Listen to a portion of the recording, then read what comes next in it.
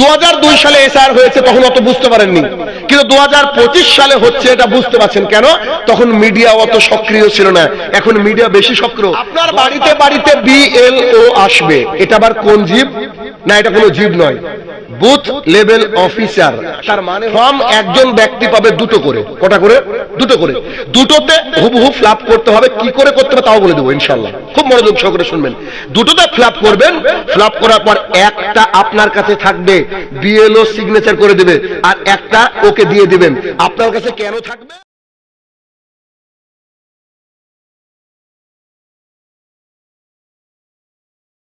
আর SR পশ্চিমবঙ্গে হয়েছে 2002 সালে। 2002 সালে এসআর হয়েছে, তখন অত বুঝতে পারেননি, কিন্তু 2025 সালে হচ্ছে, এটা বুঝতে পারছেন কেন? তখন মিডিয়া অত সক্রিয় ছিল না, এখন মিডিয়া বেশি সক্রিয়। 10 জন 10 রকম সংবাদ দেখাচ্ছে, মানুষ একেবারে বিভ্রান্ত যে কোন দিকে যাব। মিডিয়ার কাজ হচ্ছে সামাজিক খারাপ দৃশ্যগুলোকে তুলে ধরা, কিন্তু ওদের এখন উল্টো কাজ হয়েছে, এমন একটা থাম্বনেল দিচ্ছে, মানে এমন একটা থাম্বনেল, বুঝেন কিনা, যেটাতে ক্লিক করার আগে যেটা দেখতে পান আগে ব্যানার পোস্টার, এমন থাম্বনেল দিচ্ছে দেখে মনে হচ্ছে যা আমরা তো শেষ।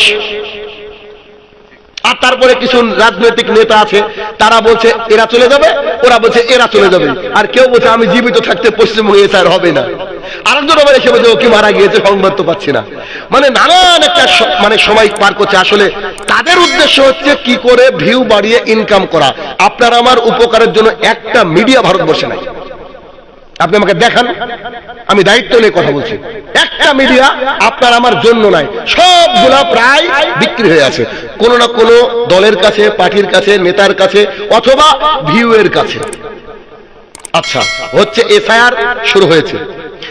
আপনার বাড়িতে বাড়িতে বিএলও আসবে, এটা আবার কোন জীব?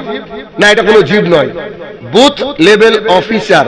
তার মানে হচ্ছে আপনারই গ্রামের কোন প্রাইমারি শিক্ষককে দায়িত্ব দেওয়া হয়েছে যে তুমি শিক্ষিত লোক, তুমি বাড়িতে গিয়ে গিয়ে ফর্মগুলোকে কি করে ফিল করতে হবে তাই তোমরা দিয়ে আসো। ফর্ম একজন ব্যক্তি পাবে দুটো করে। কটা করে? দুটো করে। দুটোতে হুবহু ফিল করতে হবে। কি করে করতে হবে তাও বলে দেবো ইনশাআল্লাহ, খুব মনোযোগ সহকারে শুনবেন। দুটোতে ফিল করবেন, ফিল করার পর একটা আপনার কাছে থাকবে, বিএলও সিগনেচার করে দেবে, আর একটা ওকে দিয়ে দিবেন। আপনার কাছে কেন থাকবে? যদি বাই চান্স আপনার নামটা না উঠে ভোটার লিস্টে, তাহলে ওই বিএলওর নামে আপনি কেস করতে পারবেন। ওটা কিন্তু জরুরি লাগবে, কোন পাইতারা চলবে না। বুঝেন কথা? যে আপনাকে ডিভোটার করে দিল, আপনি নন্দলালপুরের বাসিন্দা, আপনি স্বাধীনতার পর থেকে আসেন, আর আপনাকে ডিভোটার করে দেবে, যে ডিটেনশন ক্যাম্পে ঢুকাবে, সেইটার জন্য আপনি বিএলওর কাছ থেকে সিগনেচার করে রাখবেন। এটা তো সরকারি নির্দেশ। এতদূর বুঝতে পারলেন সবাই? আচ্ছা, এবার 2002 সালে হয়েছিল, 2025 সালে হচ্ছে। ওকে, বিএলও আপনার বাড়িতে অলরেডি ফর্ম দেওয়া বোধহয় শুরু করেছে, দেখেছেন অলরেডি শুরু হয়েছে, অনেকের বাড়িতে দিয়ে দিয়েছে। আচ্ছা, এবার এইটা আপনারা কিভাবে কি করবেন একটু বলে দিন। যাদের নাম ছিল 2002 এর ভোটার লিস্টে, আমার ছিল না, সম্ভবত ভাইয়েরও বোধহয় ছিল কিনা জানি না, মানে আমাদের বাবার থাকবে, কেননা ওই বয়সে আমাদের ভোট বোধহয় হয়নি। হ্যাঁ, তো যাদের 2002 সালে নাম ছিল তাদের আজকে এসে কোনো ডকুমেন্টস লাগবে না। যাদের 2002 সালে নাম ছিল না কিন্তু আর বাবার ছিল, তারও কোনো ডকুমেন্টস লাগবে না। যাদের 2002-ও নাই, 25-ও নাই, কোথাও নাই, এদের ডকুমেন্টস লাগবে। আর এরা হচ্ছে অনুপ্রবেশকারী, এদেরকে আমাদের দেশে রাখবোই বা কেন? বুঝেননি কথাটা? আর এরা একটু খেয়াল করে দেখেন, অন্তত পক্ষে আমার জাতীয় হয়তো হবে না, কারণ ওই দেশ থেকে কারা এসেছে নিশ্চয়ই বুঝতে পারছেন। অথচ তারা আবার এটাকে নিয়ে রাজনীতি করছে যে সব মুসলমান আউট হবে। সব জায়গায় দেখলেন হাহাকার শুরু হয়ে গেছে, কোনো জায়গায় মুসলমান আউট হবে না, কারণ বাংলাদেশ থেকে অন্তত কোনো মুসলমান আসেনি, এসেছে অন্য জাতি। স্বাভাবিক কথা, এটা সিম্পল। আচ্ছা, এবার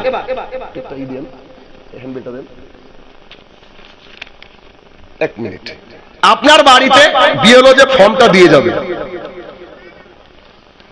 আপনার বাড়িতে বিএলও যে ফর্মটা দিয়ে যাবে, এই ফর্মটা কি করে ফিল করবেন আমি একটু বলি। তার আগে আপনাকে একটু বলে দিই আপনার জন্য কি কি ডকুমেন্টস লাগবে। কি কি ডকুমেন্টস লাগবে?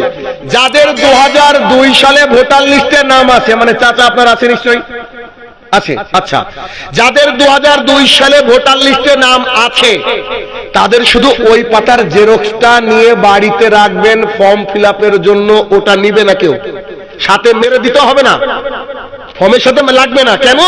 ওই সময় এপিক নাম্বার, ওই সময় কি এগুলো তো আপনি মনে নাই, তো ওইটার জন্য একটা খালি জেরক্স করে এনে রেখে দিবেন। জেরক্সের দোকানদার কিন্তু পয়সা এখন মেরে নিচ্ছে, বিনা কারণে কত জেরক্স আপনাকে ধরে দিচ্ছে। কিচ্ছু লাগবে না, কিচ্ছু লাগবে না।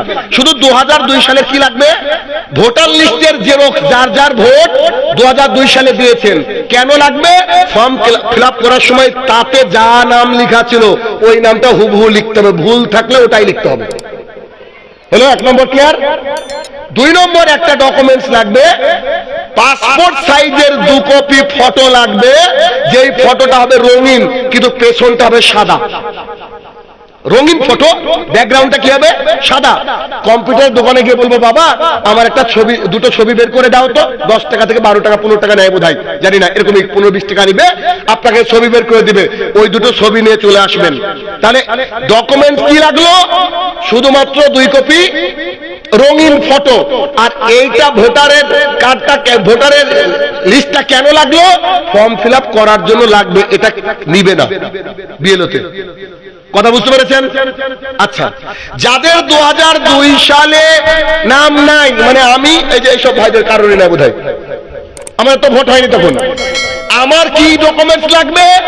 আমার ডকুমেন্টস লাগবে আমার বাবার ভোটার কার্ড। আরে বাবা, ওটা তো অলরেডি জেরক্স আছে, আর তো লাগবে না, বুঝেননি? আমার বাবা তো ভোটার কার্ড জেরক্স করে এনেছে, ওটা লাগবে কি? আর লাগবে না। তাহলে আমার কি লাগবে? আমার শুধুমাত্র 2 কপি পাসপোর্ট ফটো, যেমন আমার আব্বার লেগেছিল। ক্লিয়ার? আচ্ছা, এবার যাদের এসব কিছুই নাই, না 2002 সালে তার বাবার নাম আছে, না এইদিকে তার বাবার সাথে রিলেশনে তার ভোট আছে, কিচ্ছু নাই, তাদের 11টা ডকুমেন্টসের একটা ডকুমেন্টস লাগবে। কেমন?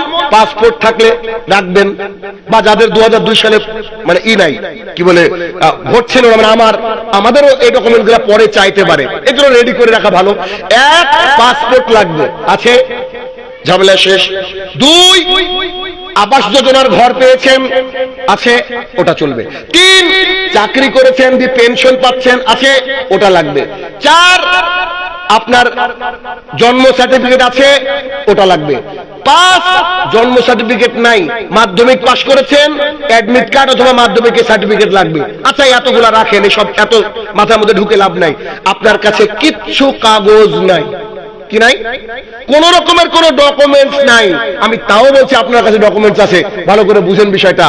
এই 11টা যে নথি লাগবে বলেছে, 11টা নথির 6 নম্বর নথি হচ্ছে, আপনি আপনার স্থানীয় পঞ্চায়েতের প্রধানের কাছে গিয়ে বলবেন যে আমার এ দেখেন ভোটার কার্ড, এ দেখেন আধার কার্ড, এগুলো তো সবারই আছে, এ দেখেন আধার কার্ড, মানে কেন নামটা লেখার জন্য, আমি নন্দলালপুরের বাসিন্দা, আমাকে একটা আপনি সার্টিফিকেট দেন, রেসিডেন্সিয়াল সার্টিফিকেট। পঞ্চায়েতের প্রধান না, ওর 14 গোষ্ঠী দিতে বাধ্য, এটা নিয়ম। ক্যারেক্টার সার্টিফিকেট স্কুল থেকে নেন না, ওরকমই পঞ্চায়েতের প্রধানের কাছে, বরং উনি বলতে পারেন আমি অ্যাপ্লাই করে দিলাম, আপনি এসডি অফিস থেকে নেন। তার মানে আমরা যারা অরিজিনাল ভারতীয়, তাদের কাছে কোনো ডকুমেন্টস না থাকলেও একটা ডকুমেন্টস কি আছে, ওটা কি?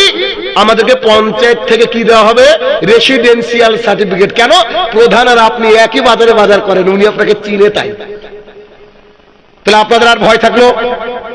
কিন্তু এসআইআর নিয়ে কি ভয় না দিচ্ছে মিডিয়া, মুসলমানরা সব চলে যাবে, এরা রোহিঙ্গা, কত কথা, সবগুলা ভোট ব্যাংকিং চলছে, কারোর কোনো অসুবিধা হবে না।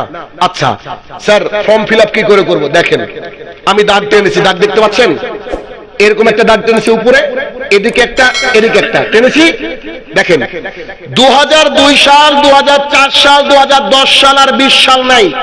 উপরে যে লেখাগুলো থাকবে, উপরে সবাইকে ফিল আপ করতে হবে, উপরের কলমটা সবাইকে ফিল আপ করতে হবে।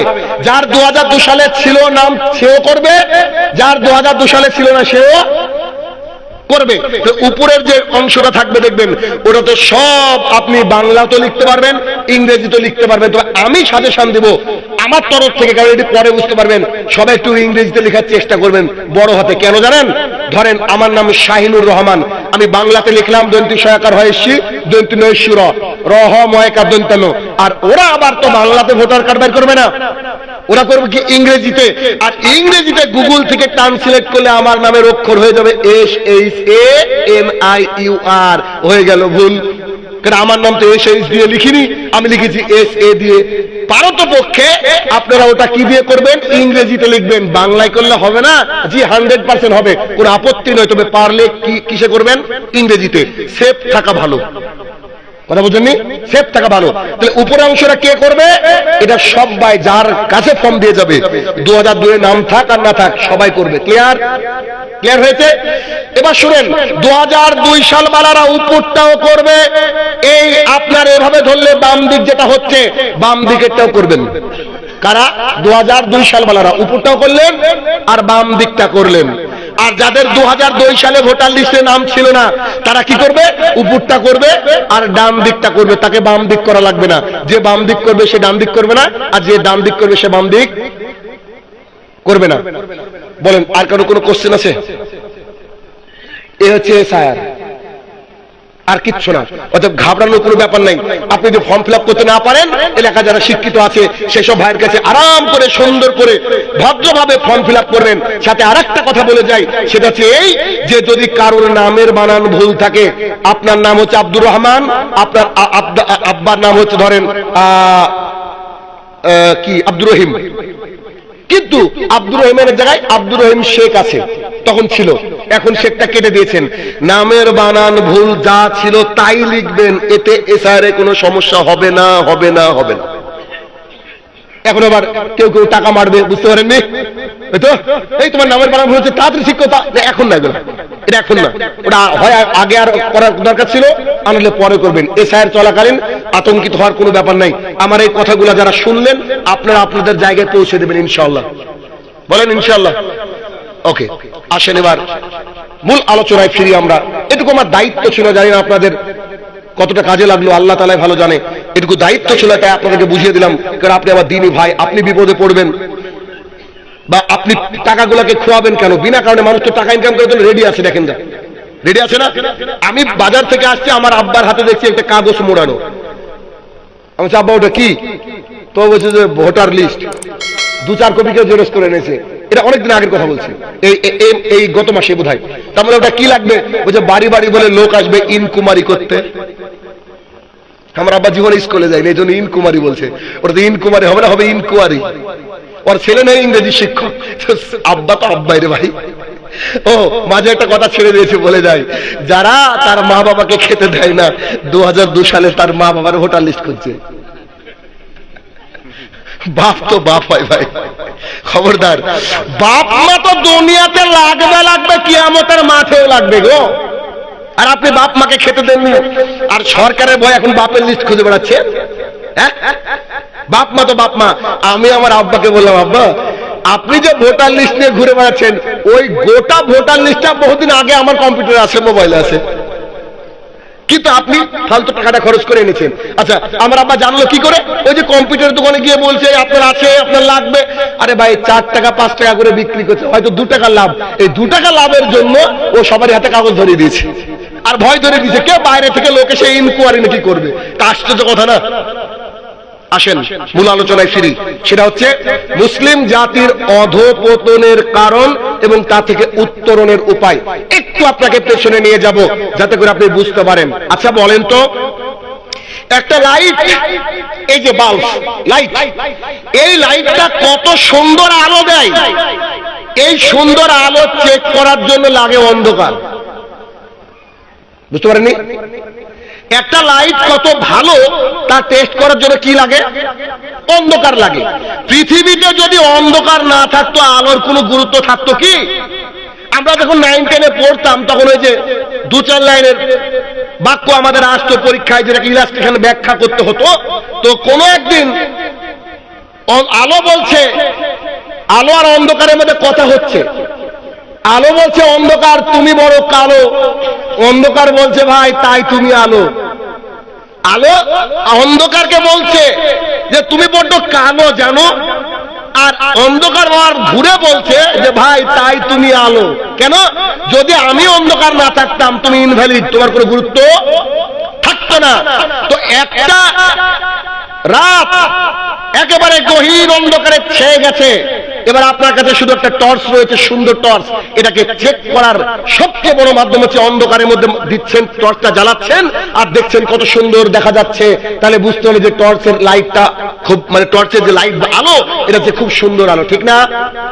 পৃথিবীর ইতিহাসে আল্লাহ সুবহানাহু ওয়া তাআলা আদম আলাইহিস সালামের পর থেকে বিধান দিতে শুরু করেছেন। কোন সময় মানুষ বিধানকে মেনেছে, কোন সময় আবার আল্লাহ তাআলাকে ভুলে গিয়েছে। সমাজ একেবারে গহীন অন্ধকারের মধ্যে নিমজ্জিত থেকেছে। মক্কার বুকে এমন একটা সময় গিয়েছিল যে এই সময়টাকে বলা তো আয়ামে জাহালিয়াত। আপনি কি জাহিলিয়াত বা জাহালাত এই শব্দটা শুনেননি? বলেন, শুনেছেন তো? জাহালাতের জামানা, অজ্ঞতার জামানা। অজ্ঞতার জামানা মানে কি? আপনাকে আমি একটু দেখাই। মুসলিম জাতির অধঃপতনের কারণ উল্লেখ করতে গিয়ে আপনাকে একটু অন্ধকার দেখাই, তারপরে আলো দেখাবো, তারপরে আপনার আমার দৃশ্য দেখাবো। রাসূল সাল্লাল্লাহু আলাইহি সাল্লাম যেখানে জন্মগ্রহণ করেছিলেন, আমি সেখানকার কথা বলছি। আল্লাহ তাআলার ঘর এই মসজিদুল হারাম। এই মসজিদুল হারামের কাবার পাশে 360টা মূর্তি ছিল। লাত, মানাত, উজ্জা, হুবল, রাব, এরকম 360টা মাবুদ ছিল। মক্কার মানুষ, মক্কার বাইরের মানুষ এক একজন এসে এক এক দেবতার পুজোতে মগ্ন ছিল। ওটা কত বড় অন্ধকার জামানা ছিল। ওই জামানায় যাদের কন্যা সন্তান হতো, তারা নিজেকে অপয়া মনে করত, দুর্ভাগা মনে করে কন্যা সন্তানকে জীবন্ত পুঁতে ফেলা হতো। ওই জামানায় মানুষ এতটাই অজ্ঞ ছিল, কারোর বাবা যদি মারা যেত আর ওই বাবার যদি 7-8টা স্ত্রী থাকতো, সন্তানরা স্ত্রীদেরকে ভাগ করে নিত। নাউজুবিল্লাহ বলবেন না? সন্তানরা ভাগ করে নিত বাবার মতো। বাবা যেমন স্ত্রীদের সাথে আচরণ করত, সন্তানরা তেমন আচরণ করত। এমন অন্ধকারের মধ্যে নিমজ্জিত ছিল। মানুষ খুন, লুটতরাজ, রাহাজানি ছিল আম ব্যাপার। মদের নেশায় মানুষ বিভোর হয়ে থাকত। সুদ ঘুষে ছিল ছয় লাভ। লুটতরাজ আর রাহাজানি ছিল একেবারে আম ব্যাপার। এই অজ্ঞতার জামানা, অন্ধকারময় জামানা, বর্বরময় জামানা।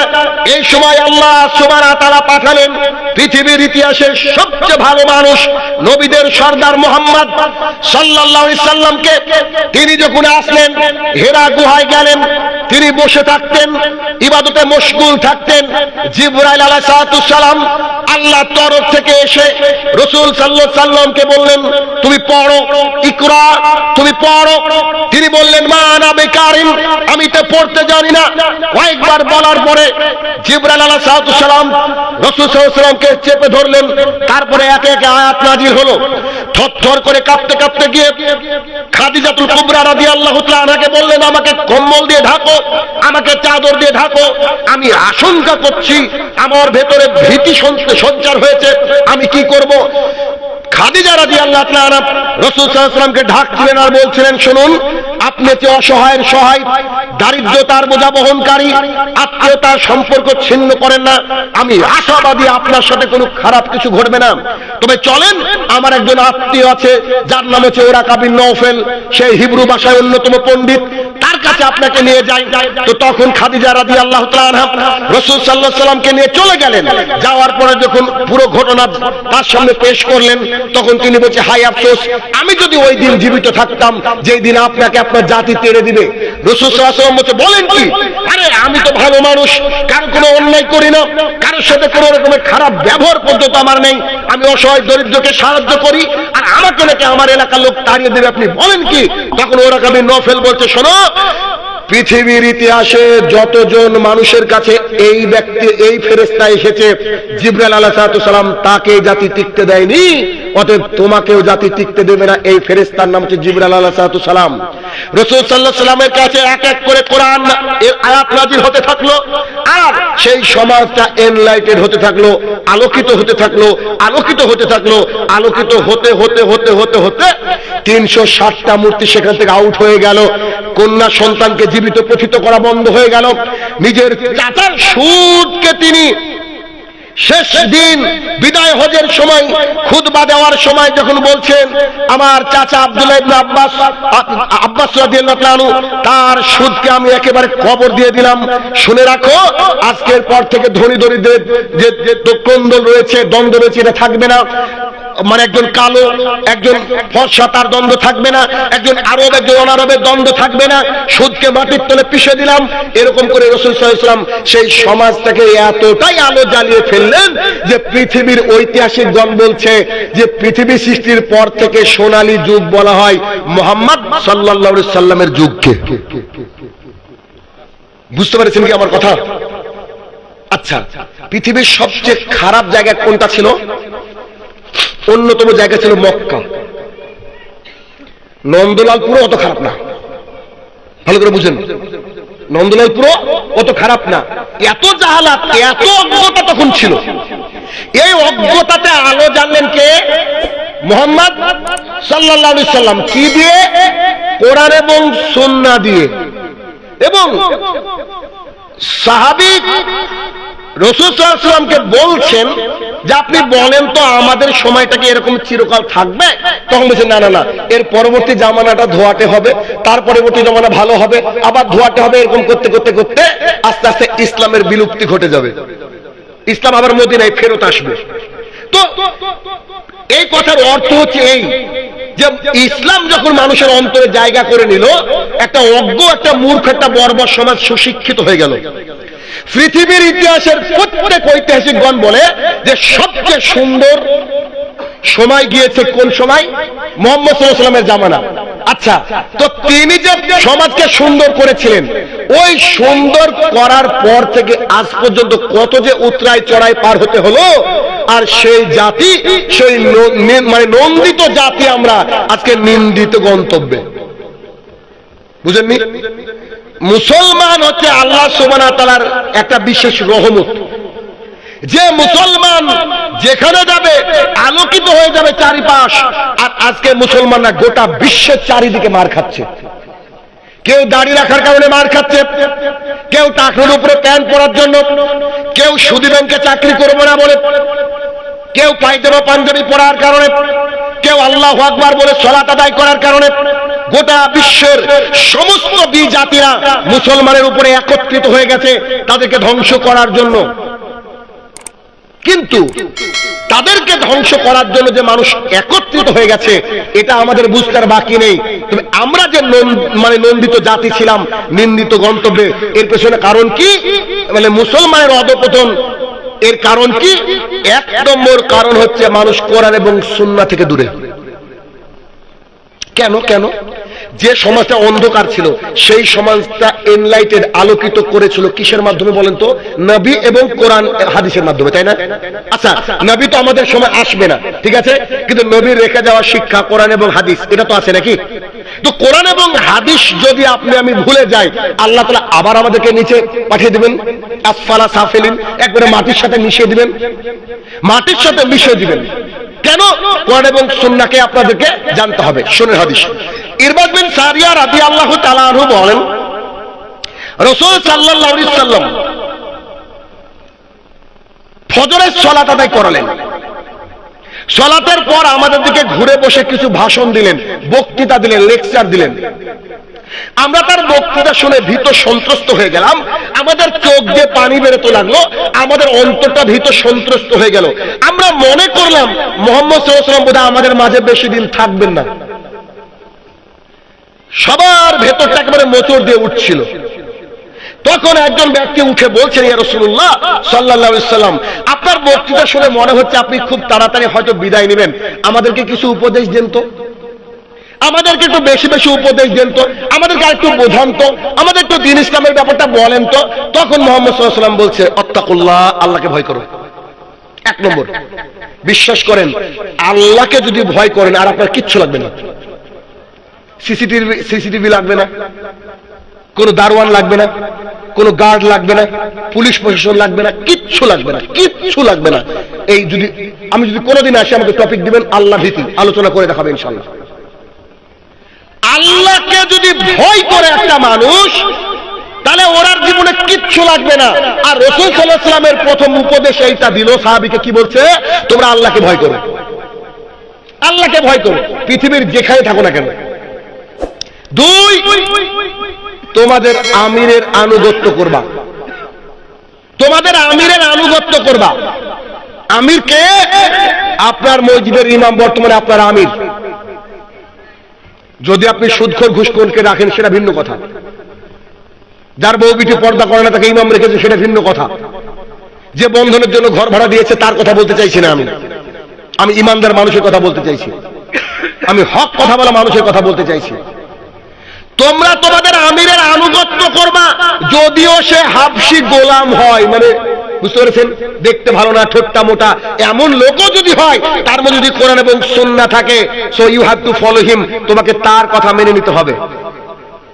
তিন, এই শোনো, আমি যখন মারা যাব, তোমরা যদি কেউ আমার সামনে যারা আছো তারা যদি জীবিত থাকো, আমার পরে তোমরা অনেক ইখতিলাফ দেখবা, অনেক ইখতিলাফ দেখতে পাবা। সেই দিন আমার খোলাফায়ে রাশিদিন যারা হক পথে থাকবে তাদেরকে তোমরা মেনে নিও, আর আমার সুন্নাহকে তোমরা বিন ওয়াজেস মাড়ির দাঁত দিয়ে আঁকড়ে ধরে রাখবা। সামনে যদি একটা কাপড় ধরে রাখেন দাঁতটা ভেঙে যাওয়ার চান্স আছে, কিন্তু ওই কাপড়টা যদি দাঁত মাড়ির দাঁত দিয়ে ধরেন ভাঙতে পারা যাবে কি? রাসূল সাল্লাল্লাহু আলাইহি ওয়াসাল্লাম বলছে আমার সুন্নাহকে কি করবা? মাড়ির দাঁত দিয়ে আঁকড়ে ধরবা। শুনে রাখো, ধর্মের মধ্যে কোন কাজ করা হচ্ছে বিদআত, আর প্রত্যেকটা বিদআত হচ্ছে গুমরাহি, আর প্রত্যেকটা গুমরাহি হচ্ছে জাহান্নামে যাওয়ার রাস্তা। হাদিসে বর্ণনা করি ইরবাদ বিন সারিয়া রাদিয়াল্লাহু তাআলা। কথা কি বুঝতে পারলেন? কথা কি বুঝতে পারলেন? রাসূল সাল্লাল্লাহু আলাইহি ওয়াসাল্লাম কি বললেন? তোমরা পথভ্রষ্ট হবে না, কি করতে হবে? এক, আল্লাহকে ভয় করতে হবে। দুই, আমিরের আনুগত্য করতে হবে। তিন, রাসূল সাল্লাল্লাহু আলাইহি ওয়াসাল্লামের সুন্নাহ এবং খোলাফায়ে রাশিদিনের সুন্নাহকে মাড়ির দাঁত দিয়ে কি করতে হবে? চেপে ধরে থাকতে হবে। এখন বলেন তো, আমার সামনে যারা বসে আছেন, এখানে কজন বাবা আছেন? এখানে কজন বাবা আছেন? এখানে কজন বাবা আছেন 8 বছরের ছেলেটাকে নিয়ে ফজরে মসজিদে উপস্থিত হন? এখানে কজন বাবা আছেন বাড়িতে ঢোকার সময় সন্তানকে বলেছেন বাড়িতে কেউ থাক আর না থাক তোমাকে সালাম দিতে হবে? এখানে কজন বাবা আছেন যে সন্তান বলছে আব্বু ব্যাংকে আমার অ্যাপয়েন্টমেন্ট হয়ে গেছে, আর আব্বু উঠে বলছে দরকার তুমি ভিক্ষা করে খাবা, ব্যাংকে চাকরি করা যাবে না? এখানে কজন বাবা আছেন একেবারে ইনকামের জন্য মরিয়া হয়ে রিক্সা চালাচ্ছেন, ভ্যান চালাচ্ছেন, টোটো চালাচ্ছেন, শিক্ষিত মানুষ, তবু আপনি সুদী জায়গায়, সুদী প্রতিষ্ঠানে বা সুদযুক্ত জায়গায় আপনি চাকরি করছেন না? এরকম কটা পরিবার রয়েছে? এখানে কজন স্বামী আছেন যে আপনি যাওয়ার সময় স্ত্রীকে ডেকে গিয়েছেন ফজরে, এসে দেখছেন সালাত আদায় করছে, একদিন এসে দেখছেন উঠতে পারেনি, তাকে আপনি ধমকে উঠে বলছে তোমার এত বড় সাহস, তুমি সালাত আদায় করনি, মানে তুমি সালাত আদায় করবা, এসে দেখবো তুমি কোরআন পড়ছো, এটা তুমি আশ্চর্য করো কি তুমি? এখানে কজন মানুষ আছেন যে আপনার স্ত্রী বাইরে বেরিয়েছে বোরকা ছাড়া, আর আপনি তাকে বলেছে তোমাকে একেবারে এমন মারবো আমি, তোমাকে একেবারে প্যারালাইসিস করে রেখে দেবো, তোমার এত বড় সাহস হয় কি? তুমি বাড়ির থেকে উইদাউট বোরকাতে বাড়াও কি করে? উইদাউট হিজাবে বাড়াও কি করে? পুরো শরীর না দেখে তুমি বাড়াও কি করে? এখানে কজন বাবা আছেন, কজন সন্তান আছেন এরকম রীতিনীতিতে চলে? তো আপনি আমি মার খাবো না তো অন্য জাতি মার খাবে নাকি? অধঃপতনের কারণ তো আপনি আমি নিজেই।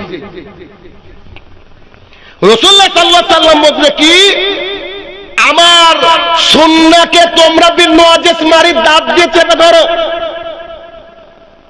কজন বাবা তার সন্তানকে বলে বেটা 16 বছর বয়স হয়ে গেল, মনে হচ্ছে তোমার দাড়ি একটু একটু বেরাচ্ছে, খবরদার দাড়িতে ব্লেড লাগাবো না, কাঁচি লাগাবো না, দাড়িকে আপনি হালাতে ছেড়ে দিতে হবে। কজন বাবা তার সন্তানকে বলে, বরং এই ঘটনা উল্টে যায়, মা আর বাবা বলছে তুমি কেবল কলেজে গেলা, এখন যদি দাড়ি রাখো তোমাকে কি ভালো লাগবে নাকি? দাড়িটাকে চেষে ফেলো, দাড়িটাকে ছেড়ে ফেলো। এমন বাবা হাজারো আছে, এমন মা হাজারো আছে। আপনার জন্য তো জাতি আজকে অধঃপতনে, আপনার জন্য জাতি অধঃপতনে। আমাকে আমি অনলাইনে ইংরেজি পড়াই, কম্পিটিটিভ এক্সাম পড়াই, মানে WBCS পড়াই, যে ভিডিও দেখেন না, ওই ভিডিও আমার কাছে পড়ে ভিডিও হয়, টেট প্রাইমারি, আপার প্রাইমারি, এগুলো আমার কাছে পড়ে হয়। আলহামদুলিল্লাহ আমি পড়াই ইংরেজি স্যার অনলাইন। 6 থেকে 7টা দেশ থেকে আমার কাছে স্পোকেন ইংলিশ শিখে, ইংরেজিতে কথা বলা শিখে। আপনাদের দিনাজপুর থেকে একজন ভাই আমাকে হট করে প্রশ্ন করছে, উনি একজন শিক্ষক হবে, আমার কাছে পড়ে। উনি আমাকে বলছে, স্যার আপনার সন্তানকে কি বানাবেন? আমি বললাম এটা তো আউট অফ কন্টেক্সট কোশ্চেন করলেন। আপনি আমাকে জিজ্ঞাসা করবেন যে থার্ড পারসন সিঙ্গুলার নাম্বার হলে এস বাই এস বসাবো কিনা। আপনি আমাকে বলছে আপনার সন্তানকে কি বানাবেন, তো ওখানে 176 জন স্টুডেন্ট রয়েছে ওই ব্যাচটায়, ছটা দেশ থেকে। তা আমি বললাম যে শুনে, আমি আমার সন্তানকে এমন কিছু বানাবো না যে কাজ করলে, যে চাকরি করলে, যে ডাক্তারি করলে আমার সন্তান 5 ওয়াক্ত মসজিদে গিয়ে সালাত আদায় করতে পারবে না, এটা বানাবো না। যদি প্রয়োজন হয় আপনার বাড়িতে আমার ছেলে যাবে, জন দিয়ে খাবে। কি বলেন আপনারা যে একে অপরের বাড়িতে কাজ করে, কি বলেন এটা? আমাদের মুর্শিদাবাদে মুনিশ বলা হয়। হ্যাঁ কি বলে? পেইঠামু। সুবহানাল্লাহ, নতুন কিছু শিখলাম। মানে অপরের বাড়িতে কাজ করে খাওয়া। আমি বলেছি আমার সন্তান আপনার বাড়িতে কাজ করে খাবে, কিন্তু মসজিদের হাই আলা সালাহ হবে, আমার ছেলেকে আগে প্রথম কাতারে দাঁড়াবে। বিনওয়াজেস মারি দাঁত দিয়ে ধরে রাখতে হবে। 1 নম্বর পয়েন্ট হচ্ছে, কোরআন এবং সুন্নাহকে যেদিন আমরা ভুলে গিয়েছি সেদিনে আমাদের অধঃপতন শুরু হয়েছে। অধঃপতন তো একদিনে হয় না, আস্তে আস্তে হয়, আস্তে আস্তে হয়। তো কোরআন এবং সুন্নাহকে যদি আবার উজ্জীবিত করে নিজের পরিবারে, নিজের দেশে, নিজের জাতির মধ্যে, এই জাতি আবার স্বমহিমায় উড্ডীয়মান হবে। কেন? আল্লাহ সুবহানাহু ওয়া তাআলা বলছে তোমাদেরকে আমি খিলাফত দিব, শুধু তোমরা মুমিন হও। ভোট পদ্ধতি লাগবে না, আপনাকে আল্লাহ তাআলা দায়িত্ব দেওয়ার জন্য রেডি। আপনাকে শুধু কি করতে হবে? মুমিন হতে হবে, মুমিন হতে হবে। কোরআন এবং সুন্নাহকে মানুষ ভুলে গিয়েছে, কোরআন এবং সুন্নাহকে ভুলে গেছে। কোরআন এবং সুন্নাহর বাস্তবায়ন আপনি আমি যদি সমাজে করতে পারি, আল্লাহি আল্লাহর কসম করে বলছি, এই জাতি আবার আগের স্বমহিমায় ফিরে আসবে, স্বমহিমায় ফিরবে। তাহলে কোরআন এবং সুন্নাহ কি আমাদের বাড়িতে আছে? কি মনে হয় আপনার বাড়িতে আছে এগুলা? কোরআনকে বন্দী করে নিয়েছি শুধুমাত্র রমজান মাসের জন্য। বেশিরভাগ ইল্লা মান রাহিমা রাব্বি, যাদেরকে আল্লাহ রহমত দিয়েছে তাদের কথা বলছি না, ব্যতিক্রম তো থাকেই। রমজান মাসে কোরআনটা বের হয়, কোরআনকে নাকি খতম দিই, আমরা খতম দিয়ে আবার রেখে দিই। বেশিরভাগই মুসল্লি হাইয়ালা সালার সময় চায়ের দোকানে আড্ডা দেয়, মাঠে কাজ করে, অফিসে বসে ঘুষ নেয়, যুবকরা ফ্রি ফায়ার পাবজিতে ব্যস্ত। শুধুমাত্র শুক্রবারের দিনে এরা সবাই ফেরেশতা। ইমাম সাহেবের আগে মসজিদে যায়, সুন্দর করে গোসল করে ধবধবে পাঞ্জাবি টুপি পরে, একবার এখন নাজিল হলো এরকম অবস্থা, গিয়ে মসজিদে গিয়ে উপস্থিত হয়ে যায়। হয় কি হয় না বলেন? এটা কি ইসলাম কায়েম হলো? ইসলাম কোরআন এবং সুন্নাহ মোতাবেক যদি আপনার জাতিকে চালাতে যান, যখন ইমাম মুয়াজ্জিন সাহেব বলবে হাইয়া আলাস সালাত, আপনার দোকানের ঝাপগুলো বন্ধ হয়ে যাবে, আপনার মাঠের নিড়ানিটা থেমে যাবে, আপনার পাট ধোয়ার কাজটা থেমে যাবে, আপনার স্ত্রীর রান্নাটা থেমে যাবে, আপনার বাবার অফিসের গেটটা বন্ধ হয়ে যাবে। আপনি আপনার কম্পিউটারে কাজ করছিলেন, কম্পিউটারের কাজ থেকে শেষ করতে হবে। কেন? পৃথিবীর মালিক আল্লাহ সুবহানাহু ওয়া তাআলা ডেকেছে তার মসজিদে। যখন মালিক ডাকে তখন কি কোনো কর্মচারী কোনো কাজে ব্যস্ত থাকে? অনেকে তো অনেক ফ্যাক্টরি বা কোম্পানিতে কাজ করেছেন, আপনাকে একটা কাজ দিয়েছে, ফোরম্যান আপনার কাজ দিয়েছে, এখন মালিক এসে আপনাকে ডাকছে, আপনি কি বলবেন যে আমি কাজ করছি? আপনি যেই লেভেলের হন না কেন, আপনাকে কর্মচারী রেখেছে, একজনের আন্ডারে আছেন আপনি, কিন্তু মালিক এসেছে, এবার মালিক এসে বলছে প্লিজ কাম হিয়ার, আর আপনি বলছেন I am doing my work, আপনাকে রাখবে কোম্পানিতে? আরে বেটা, আমি কোম্পানির মালিক, আমি তোকে ডাকছি, তুই বলে তুই কাজ করছিস মানে আই তাড়াতাড়ি, এ কথা বলবে কি বলবে না? তাহলে আমার আপনার গোটা কুল কায়নাতের মালিক দায়িত্ব দিয়েছে মুয়াজ্জিনকে। কেন? মুয়াজ্জিনের ক্ষমতা থাকলে এখন আজান দিয়ে দেখাতো, বুঝতে পারেন না বোধহয়? মুয়াজ্জিন কি খেয়াল খুশি আজান দিতে পারে? ওকে যে টাইম বেঁধে দেওয়া হচ্ছে তার আগে পিছু হবে? হবে না। তাহলে কি আল্লাহ তাআলা মুয়াজ্জিনকে দিয়ে ডাকাচ্ছে হাইয়া আলাস সালাম, মসজিদে আসো, আর ওই মুহূর্তে আমি আপনি কাজে ব্যস্ত। মানে আল্লাহকে দেখাতে চাইছি যে আমরা কাজ করছি, তোর কি করার আছে করে নে। আস্তাগফিরুল্লাহ। কোরআন এবং সুন্নাহর বাস্তবায়ন করবেন বাড়িতে, তাহলে এই সমাজ উন্নততর জায়গায় যাবে। কোরআন এবং সুন্নাহর বাস্তবায়নে মক্কা মদিনা পরিবর্তন হয়েছিল, স্পেন কর্ডোবা পরিবর্তন হয়েছিল, ইরাক ইরান পরিবর্তন হয়েছিল, দুবাই আমিরাত পরিবর্তন হয়েছিল, ভারত উপমহাদেশের বহু জায়গা পরিবর্তন হয়েছিল। সেই কোরআন এবং সুন্নাহকে যদি আমরা ভুলে যাই, আমরা আবার একেবারে অতল গভীরে চলে যাব। অতএব এক নম্বর হচ্ছে বাড়িতে কোরআনকে অধ্যয়ন করুন, কোরআন থেকে বেনিফিটেড হন, কোরআনের মধ্যে যা বলছে সেগুলো নিজের জীবনে অ্যাপ্লাই করার চেষ্টা করুন। এই জাতিকে উন্নততর জায়গায় নিয়ে যাওয়ার মালিক আল্লাহ সুবহানাহু ওয়া তাআলা। আল্লাহ যখন দেখবে তার জমিনে সবাই কোরআন পড়া শুরু করে দিয়েছে, কোরআন অনুযায়ী আমল করছে, তাহলে সেই জাতি পরিবর্তন হবে, এতে কোনো সন্দেহ নাই।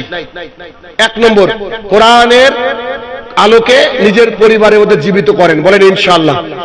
সবাই বলে ইনশাআল্লাহ। কাল থেকে অন্তত কোরআন পড়া শুরু করেন। এক। দুই,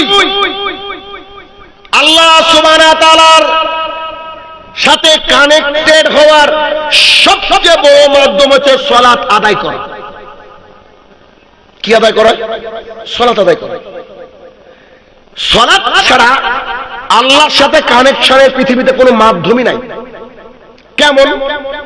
দেখেন, আবু হুরায়রা রাদিয়াল্লাহু তাআলা আনহু বলেন, রাসূল সাল্লাল্লাহু আলাইহি সাল্লাম বলেছেন, বান্দা যখন সিজদাতে যায় আল্লাহর সবচেয়ে নিকটবর্তী হয়ে যায়।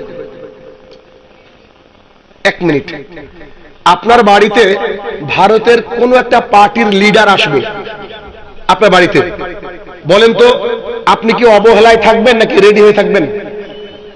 বলেন না গো, রেডি হয়ে থাকবেন কিনা? পৃথিবীর রব, পৃথিবীর মাবুদ, তার নিকটবর্তী হয়ে যায় মানুষ কখন? মানুষ যখন গিয়ে সালাতে সিজদায় পড়ে যায়। আপনি আপনার রবের সাথে কথা বলছেন, ওই মুহূর্তটা কতই না মধুর, কতই না সুন্দর। তাহলে এইটা সালাত ছাড়া কি আর কোন ইবাদতে আছে?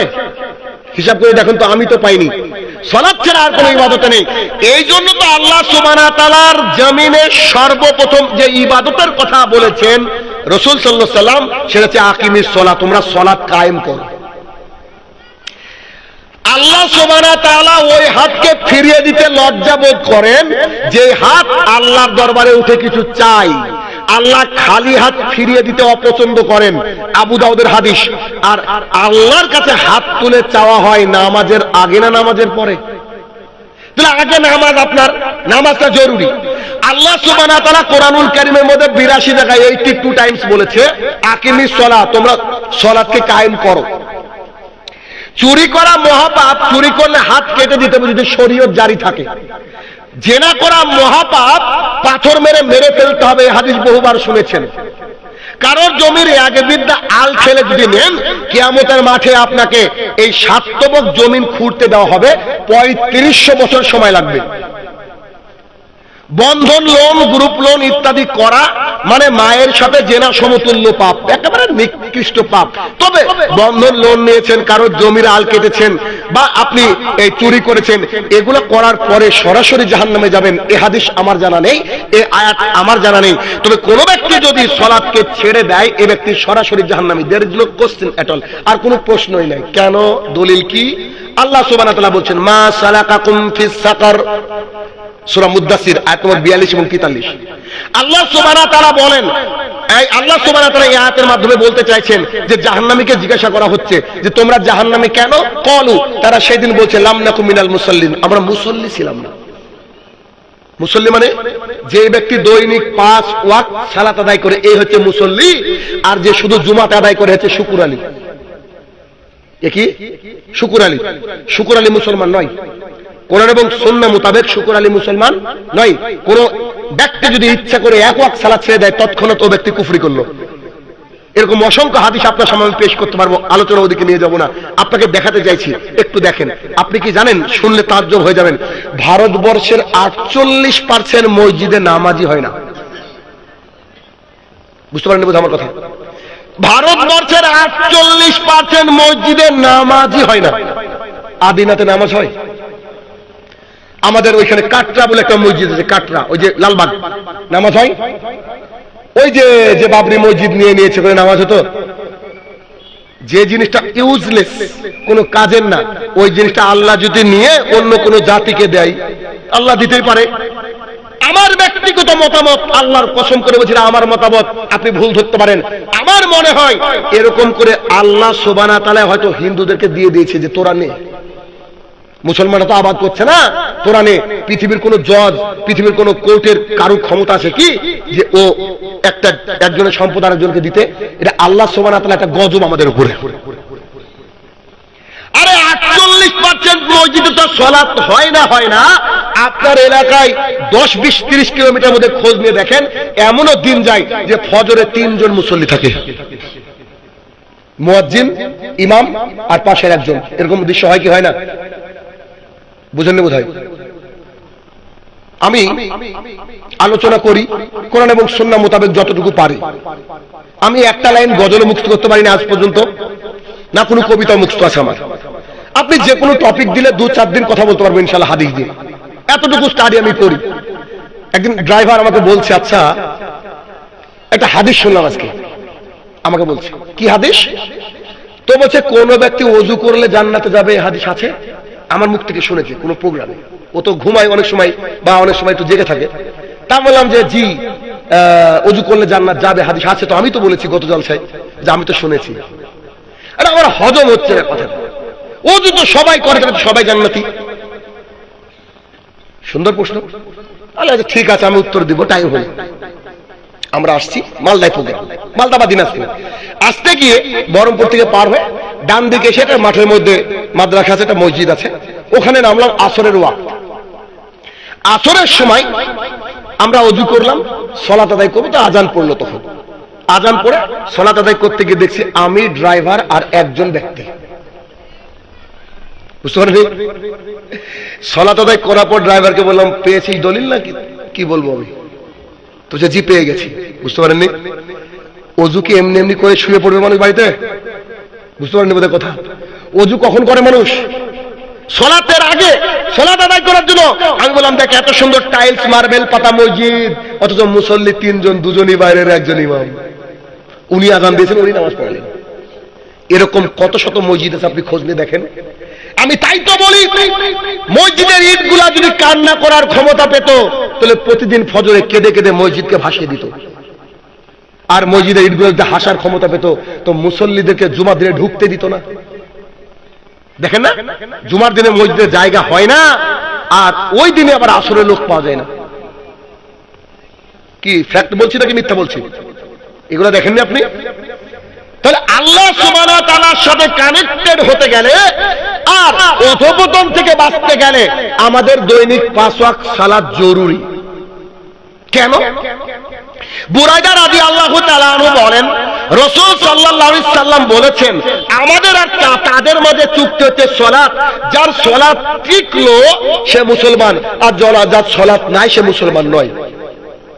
আনাস ইবনে মালিক রাদিয়াল্লাহু তাআলা আনহু বলেন, রাসূল সাল্লাল্লাহু আলাইহি সাল্লাম বলেছেন, কিয়ামতের মাঠে সর্বপ্রথম হিসাব নেওয়া হবে সালাতের। যদি কারোর সালাত টিকলো, বাকি আমলগুলো টিকবে, দান, সাদাকা, হজ ইত্যাদি টিকবে। আর যদি সালাত না টিকে, তাহলে বাকি আমলগুলো টিকবে না। এখন বেশিরভাগই আব্দুর রহমান, বেশিরভাগই শাহিনুর রহমান, বেশিরভাগই আমরা যাদের নামে মোহাম্মদ শেষে রহমান, আহমেদ ইত্যাদি রয়েছে, তারা বেশিরভাগই সালাত আদায় করি না। কোরআন এবং সুন্নাহ মতে এরা আল্লাহর কাছে কেউই মুসলমান না। বুঝতে পারেননি? ভোটার কার্ডে মুসলমান, এসআইআরও মুসলমান থাকবে, ভারতের নাগরিক থাকবে, কিন্তু আল্লাহর কাছে তো সে মুসলমান না যে 5 ওয়াক্ত সালাত আদায় করে না। 5 ওয়াক্ত সালাত দেখে তো বিচার হবে। এসআইআর, এনআরসি তো শুরু হলো এই দিন। পৃথিবী সৃষ্টির পর থেকে আমাদের জন্য এনআরসি রেডি হয়ে আছে। সালাত আদায় করবেন না, এনআরসিতে বাদ। সালাত করবেন, আপনার নাম আবার অটোমেটিকলি জুড়ে যাবে। তাহলে 2 নম্বর আমাদের মুসলমান সমাজের সবচেয়ে বেশি অধঃপতন কি? সালাতকে না আদায় করা। সালাত আদায় না করলে মানুষ মুসলমানই থাকে না। কেউ চাইবেন যে আমি মুসলমান এই কথা বলুক? চাইবেন? আরেকটু কষ্ট দিয়ে কথা বলি, কষ্ট পাচ্ছেন আপনারা? একটু কষ্ট দিই, দেখেন কষ্ট পাবেন, আমি জানি কষ্ট পাবেন। আপনি আমার ভাই, যে কোনো মূল্যে আপনাকে আমি বাঁচাবো। কেন? দেখেন অনেক ছাত্র আছে, বিডিও অফিসে গেলাম, একটা কাজ করবো, দাঁড়িয়ে আছি, দৌড় দিয়ে একটা স্টুডেন্ট ছুটে খেয়ে বলছে, স্যার ভালো আছেন? আমি জি। তুই এখানে? স্যার আমি এখানে চাকরি করি। তাই? তো কি করবেন স্যার? তো এটা স্যার আপনি বাড়ি চলে যান, করে দেবো। সব সেক্টরে এখন আমার ছাত্ররা থাকে, আলহামদুলিল্লাহ করে দেয়। তা আমাকে বলছে, স্যার কি মার মারতেন আপনি আমাদেরকে, আরেকটু মারলে বোধহয় আমি এই জায়গায় আরেকটু উঁচু জায়গায় থাকতাম। বুঝেননি? মানে ও পরে বুঝতে পারে। একটা বাবা সন্তান বুঝে কি, সন্তান খালি মনে করে আব্বা আম্মা খালি বলছে নামাজ পড়ো নামাজ পড়ো, আব্বা আম্মা খালি বলছে ভালো করে পড়াশোনা করো ভালো করে পড়াশোনা, দিন না রাত না বলছে ভালো করে যাও করতে ভালো যাও করতে। বাবা তুমি বুঝতে পারো নি, তোমার আব্বা জানে তোমার আব্বা পরের বাড়িতে কাজ করে খায়, তো তোমার আব্বা চায় যে তোমার কলিজার টুকরা পরের বাড়িতে না কাজ করে একটু কলম ঘুরিয়ে খা, তুমি এখনো বুঝতে পারো নি। তো আপনাদেরকে আমি বলি, একটু কড়া কথা বলি, কেন আমি আপনার ভাই, দিনী ভাই, কারণ আপনাকে পরিবর্তন করবে এটা আমার টার্গেট, অন্য কোনো ব্যাপার না। পরিবর্তন আর অন্য দ্বিতীয় কথা আমি ভাবি না আজ পর্যন্ত, সেটা বহুবার শুনেছেন আমাকে, আপনারা জানেন। কালিয়াচক আমি বহুবার আসি যে আপনি আমাকে কি হাদিয়া দিলেন না দিলেন দ্যাট ডাজন্ট ম্যাটার, আমি শুধু সমাজকে পরিবর্তন করতে চাই। আমি আসবো বাড়ির গাড়ি থেকে নামবো, আপনি আমাকে বলুন ভাই আপনার কথা শুনে জর্দা ছেড়ে দিয়েছি, দাড়িকে রেখে দিয়েছি, 5 ওয়াক্ত সালাত আদায় করি, তখন ভাববো যে হ্যাঁ কাজ হয়েছে আমার বক্তৃতায়, অন্য কিছু না। কথা বুঝছেন আমার? একটু দেখাই। আপনি এই কালিয়াচক নন্দলালপুরের কথা আপনাদের সামনে, এই রাস্তায় কোন ব্যক্তিকে দেখেছেন যে মদের বোতল নিয়ে মদ খেয়ে বেড়াচ্ছে? মুসলমান নিশ্চয় দেখেননি। কিন্তু মুসলমান কি মদ খায় না? কোথায় খায় গো? বলছে লুকিয়ে খায়। সাইডে আমার স্যারেরা বলছে যে মাঠে ঘাটে লুকিয়ে খায়, ঠিক না? একেবারে রাস্তার উপরে একজন ছেলের একজন মেয়ে জেনা করছে, দেখতে পেরেছেন? এই একবার না, প্রকাশ্যে, একদম প্রকাশ্যে জেনা করছে। জেনা, আমি জেনার কথা বলছি, সরাসরি খারাপ কাজ করছে, দেখেছেন? নাই পাওয়া গেছে। এলাকায় কি জেনা হয় না? কোথায় করে গো? গোপনে করে না? একটা চোর যখন চুরি করে প্রকাশ্যে করে না রাতের গভীরে করে? একটু আগে আসতে আসতে বাংলাদেশের একজন বক্তা বলছে ইন্না লিল্লাহ বলে একটা পোস্ট দিয়েছে, বলছে আমাদের মসজিদের মাইকের অ্যাম্পলিফায়ারটা কিছুক্ষণ আগে চুরি হয়ে গেছে। এলাকায় হিন্দু নাই, বুঝতে পারেননি? মুসলমানের বাচ্চা মসজিদের মাইকটা চুরি করেছে। তো এর চেয়ে ভালো চোর দুনিয়াতে আছে নাকি? চিন্তা করা যায়। তো চুরি করা হয় কখন? অনেকে জালসার ধান্দায় থাকে, যে জালসা হলে সবাই চলে গেলে আমি রাত্রিবেলায় সাইজ করবো, থাকে না থাকে না? একটু খেয়াল করেন, একটা বেশ্যা মহিলা সে যখন জেনা করে রাস্তার উপরে করে না, লুকিয়ে করে। কেন? ওর লজ্জা লাগে তাই, ঠিক না? একটা চোর যখন মানুষের বাড়িতে চুরি করে প্রকাশ্যে করে না, কি করে? গোপনে করে। একজন মাতাল মদ খায় কিন্তু প্রকাশ্যে খায় না, কি করে করে? ওই গোপনে লুকিয়ে লুকিয়ে খায়। আর একজন মুসলমান, ওর বাপ মুসলমান, 14 গোষ্ঠী মুসলমান, চায়ের দোকানে বসে ও বিড়ি খাচ্ছে আর চা খাচ্ছে, পাশে মসজিদে বসে হাইয়া আলাস সালাহ, ওখানে বসেই থাকলো। ইমাম সাহেব গেল, সবাই গেল, নামাজ পড়ে চলে আসলো, ও তখনও বসে আছে। এই বেনামাজি হচ্ছে ওই বেশ্যা মহিলার চেয়ে খারাপ। না বুঝাতে পারছি না বোধহয়? ওই মহিলাটা গোপনে করে না, এ যখন আযান পড়ছে অন্তত ওর লুকিয়ে থাকা উচিত তো অন্তত পক্ষে, বুঝতে পারেননি বোধহয়? ও যদি মসজিদে না যায়, ওই খারাপ মহিলাটা যেমন, ওর যেমন ভেতরে খারাপ লাগে তাই ও লুকিয়ে করে, এরও তো খারাপ লাগা উচিত। আরে আযান দিল রে, এখন আমি কি করে বসে চা খাবো? আমার তো অন্তত লুকিয়ে খাওয়া উচিত। বুঝলেন কথা? চুরি আমি করবো কি করে পাবলিকের সামনে? তাই আমি লুকিয়ে চুরি করি। আর ও সরাসরি সামনে মসজিদে মানুষ যাচ্ছে, ও বসে আছে ফেল ফেল করে তাকিয়ে আছে। এ কি চোরের চেয়ে খারাপ নয়? এ কি নেশা করার চেয়ে খারাপ নয়? নেশা করে বাগানে কোন অন্ধকারে করছে, আর ও সরাসরি দাঁড়িয়ে ওখানে সিগারেট খাচ্ছে, অথচ মসজিদে যাচ্ছে না। পৃথিবীর বুকে সবচেয়ে নিকৃষ্ট জীব যারা, যারা হচ্ছে সলাতের আজান হওয়ার পরে বসে থাকে। পৃথিবীর বুকে মুহাম্মদ সাল্লাল্লাহু আলাইহি ওয়াসাল্লামের মতন ব্যক্তি তো আসেনি আর আসবে না। তিনি এত ভালোবাসতেন, তাকে যদি কেউ কষ্ট দিত তিনি তার জন্য দোয়া করতেন। তায়েফের ময়দান থেকে যখন ঘুরে এসেছেন, গোটা শরীর রক্তাক্ত, পায়ের স্যান্ডেলটা রক্তের সঙ্গে একদম স্টাক হয়ে গেছে, লেগে গেছে। মালাকুল জিবাল এসেছে, এসে বলছে আল্লাহ রাসূল সাল্লাল্লাহু আলাইহি ওয়াসাল্লাম আপনি বলেন আমি পাহাড়কে চাপিয়ে দেব তায়েফের উপরে, যাতে করে মানুষ ওখানে বুঝতে না পারে যেখানে জনবসতি ছিল। মুহাম্মদ সাল্লাল্লাহু আলাইহি ওয়াসাল্লাম বলছে আমি রহমতের নবী, আমি তাদের জন্য দোয়া করি, খবরদার তুমি তাকে পাহাড় চাপিয়ে না, এই কথা বলেছেন। অথচ সেই মুহাম্মদ সাল্লাল্লাহু আলাইহি ওয়াসাল্লাম বলছেন, আবু সাঈদ খুদরী রাদিয়াল্লাহু তাআলা আনহু বলেন, রাসূল সাল্লাল্লাহু আলাইহি ওয়াসাল্লাম বলছেন যখন আযান হয়ে যায় আর কোনো পুরুষ যখন উপস্থিত হয় না মসজিদে, আমার ইচ্ছা হয় একজনকে বলি তুমি ইমামতি করো, আর কিছু ইয়াং ছেলেকে নিয়ে বলি তুমি লাকড়ি সংগ্রহ করো। লাকড়ি তো ভালোই বুঝবেন, কালিয়াচকের মানুষ লাকড়ি বুঝেন না? পাটকাঠি লাকড়ি, গাছের ডাল সংগ্রহ করি এবং ওই বাড়িটাকে জ্বালিয়ে পুড়ে ছারখার করে দিই, যে বাড়িতে পুরুষ মানুষ আছে অথচ আযান পড়েছে। বুঝতে পারেননি কথা? আজান পড়েছে, অথচ পুরুষ মানুষ আছে। এর পরের কথাটুকু শুনুন, এর পরের কথাটুকু শুনুন। রাসূল সাল্লাল্লাহু আলাইহি ওয়াসাল্লাম বলেন, আমি বাড়িটাকে জ্বালিয়ে দিলাম না শুধু একটা কারণে, ওই বাড়িতে ছোট বাচ্চার মহিলা আছে তাই। মহিলাকে বাচ্চাকে ভালোবাসতেন মুহাম্মদ সাল্লাল্লাহু আলাইহি ওয়াসাল্লাম, ভালোবাসেন আল্লাহ সুবহানাহু ওয়া তাআলা। তাই তো তিনি বাড়িটাকে ছাড় দিয়েছেন। আমি আপনি থাকলে বাড়িটাকে জ্বালিয়ে দেওয়ার কথা ছিল। তার মানে কি ঘটলো? তার মানে হচ্ছে সালাত আদায় যে করে না এ ব্যক্তি আল্লাহর কাছে মুসলমান নয়। আধার কার্ড ভোটার কার্ডে যে নামই থাক না কেন, আল্লাহর কাছে গিয়ে দেখবেন আপনাকে ডাকছে চণ্ডীদাস বলে। কি করবেন এবার? এবার বুঝেন কি হবে? তাহলে মুসলমানের দ্বিতীয় অধঃপতনের কারণ কি? সালাত আদায় করে না। এখানে আরেকটা কথা যোগ করব, আরেকটা কথা। আচ্ছা বলেন তো, আল্লাহ সুবহানাহু ওয়া তাআলা মিথ্যা কথা বলেন? মুহাম্মদ সাল্লাল্লাহু আলাইহি ওয়াসাল্লাম, পৃথিবীর বুকে কোনো মানুষ যদি কোনো ধরনের মিথ্যা কথা না বলে তো তার এক নম্বর আছে মুহাম্মদ সাল্লাল্লাহু আলাইহি ওয়াসাল্লাম। ঠিক না? ঠিক তো? এবার একটা হাদিস শুনেন, লম্বা হাদিস, যতটুকু লাগবে ততটুকু বলবো। রাসূল সাল্লাল্লাহু আলাইহি ওয়াসাল্লাম বলছেন, প্রত্যেক রাতের 1/3 যখন ফজর হয় 1-1.5 ঘন্টা 2 ঘন্টা আগে, প্রত্যেক রাতের 1/3 আল্লাহ সুবহানাহু ওয়া তাআলা এই আসমানে নেমে আসেন। কোন আসমান? এই আসমানে এসে আল্লাহ তাআলা বলতে থাকে, এই কেউ আছো কি রোগগ্রস্ত? আমাকে বলো, আমাকে বলো, রোগ সেরে দেবো। এই কেউ কেউ অভাবগ্রস্ত আছো, কারো অভাব? আমাকে বলো না, আমাকে বলো। কার কি কোনো সমস্যা আছে? বলো বলো, আমাকে বলো, আমি সেরে দেব। এটা আল্লাহ তাআলা বলছে। এলাকায় কি সবাই বড় লোক? এলাকায় সবাই সুস্থ? সবাই কি সবকিছু পেয়ে বলছে আর লাগবে না, এমন মানুষ আছে? তো আল্লাহ তাআলা যে আপনাকে ডাকছে রাতের 1/3, আপনি কেন অন্যজনের কাছে টাকা ধার করবেন? এটা আমার বুঝে আসে না। আমি জানি না আপনারা কি করে বুঝেছেন। আমি অন্তত মনে করি তাহাজ্জুদের ওই সময় যদি আল্লাহর কাছে চান, পান বিড়ি জর্দা গুল সিগারেট খাওয়া বিক্রি করা যদি না থাকে আপনার, ইনশাআল্লাহ আল্লাহ আপনাকে দিবেই দিবে ইনশাআল্লাহ। কথা মনে বোঝাতে পারছি না, বুঝছেন কি? এটা যে সালাতের মাধ্যমে আল্লাহর কাছে চাইলে আল্লাহ সব দিবে। আপনি একবার চেয়ে দেখেন, বিশ্বাস করেন দিবেন। আল্লাহর কসম করে বলছি, আমি তার বাস্তব নমুনা। আমি আল্লাহর কাছে বেশি কিছু চাই না। আমার কি দরকার? আমি বলি আল্লাহ আখিরাতে দিও। পৃথিবীতে কি করব? যাই হোক না কেন, ও তো খাই তো 2 খানায় রুটি রে ভাই, এখন আবার আরো কমিয়েছে। এই তো খাওয়া, এই তো খাওয়া। এই খেতে আর কত টাকা লাগে? ওটা এমনি ইনকাম হয়ে যায় আলহামদুলিল্লাহ।